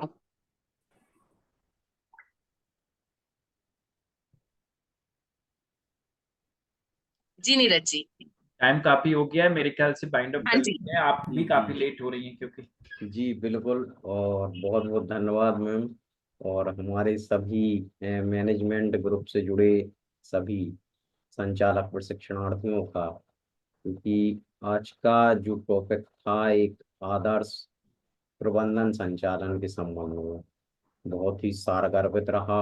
और हमें लगता है काफ़ी सारी चीज़ें ऐसी हैं जो जिन पर स्कूल ओनर्स के लिए इम्प्लीमेंट करने की आवश्यकता है, और कुछ कर रहे हैं, जो कर रहे हैं उनमें सुधार की भी अपेक्षा है। तो इसी आशय के साथ आज का इस सेशन बहुत ही सारगर्भित रहा है, और क्योंकि समय हो चला है, और समय की मर्यादा को ध्यान में रखते हुए हम सेशन को विराम देंगे। तो पुनः इस वंदना के साथ हम महावीर वंदना का वाचन करेंगे और सत्र को विराम देंगे। पुनः आप सभी दोनों हाथों को जोड़ दें और वंदना के साथ बोले महावीर भगवान ने की जय। जय। माया माने चर मदन मर्दन वीर, जो विपुल विघ्नो बीच में भी ध्यान धारण धीर, जो तरण तारण भव निवारण भव जलधि के तीर, वे वंदनीय जिन्हें सिद्ध तीर्थंकर स्वयं महावीर। वर्तमान शासन नायक भगवान महावीर स्वामी की जय। आप सभी के लिए बहुत बहुत धन्यवाद। जय जिनेन्द्र। जय जिनेन्द्र सभी को। जय जिनेन्द्र सर। जय जिनेन्द्र सभी के लिए बहुत बहुत मंगल, शुभ रात्रि। जय जिनेन्द्र सभी को।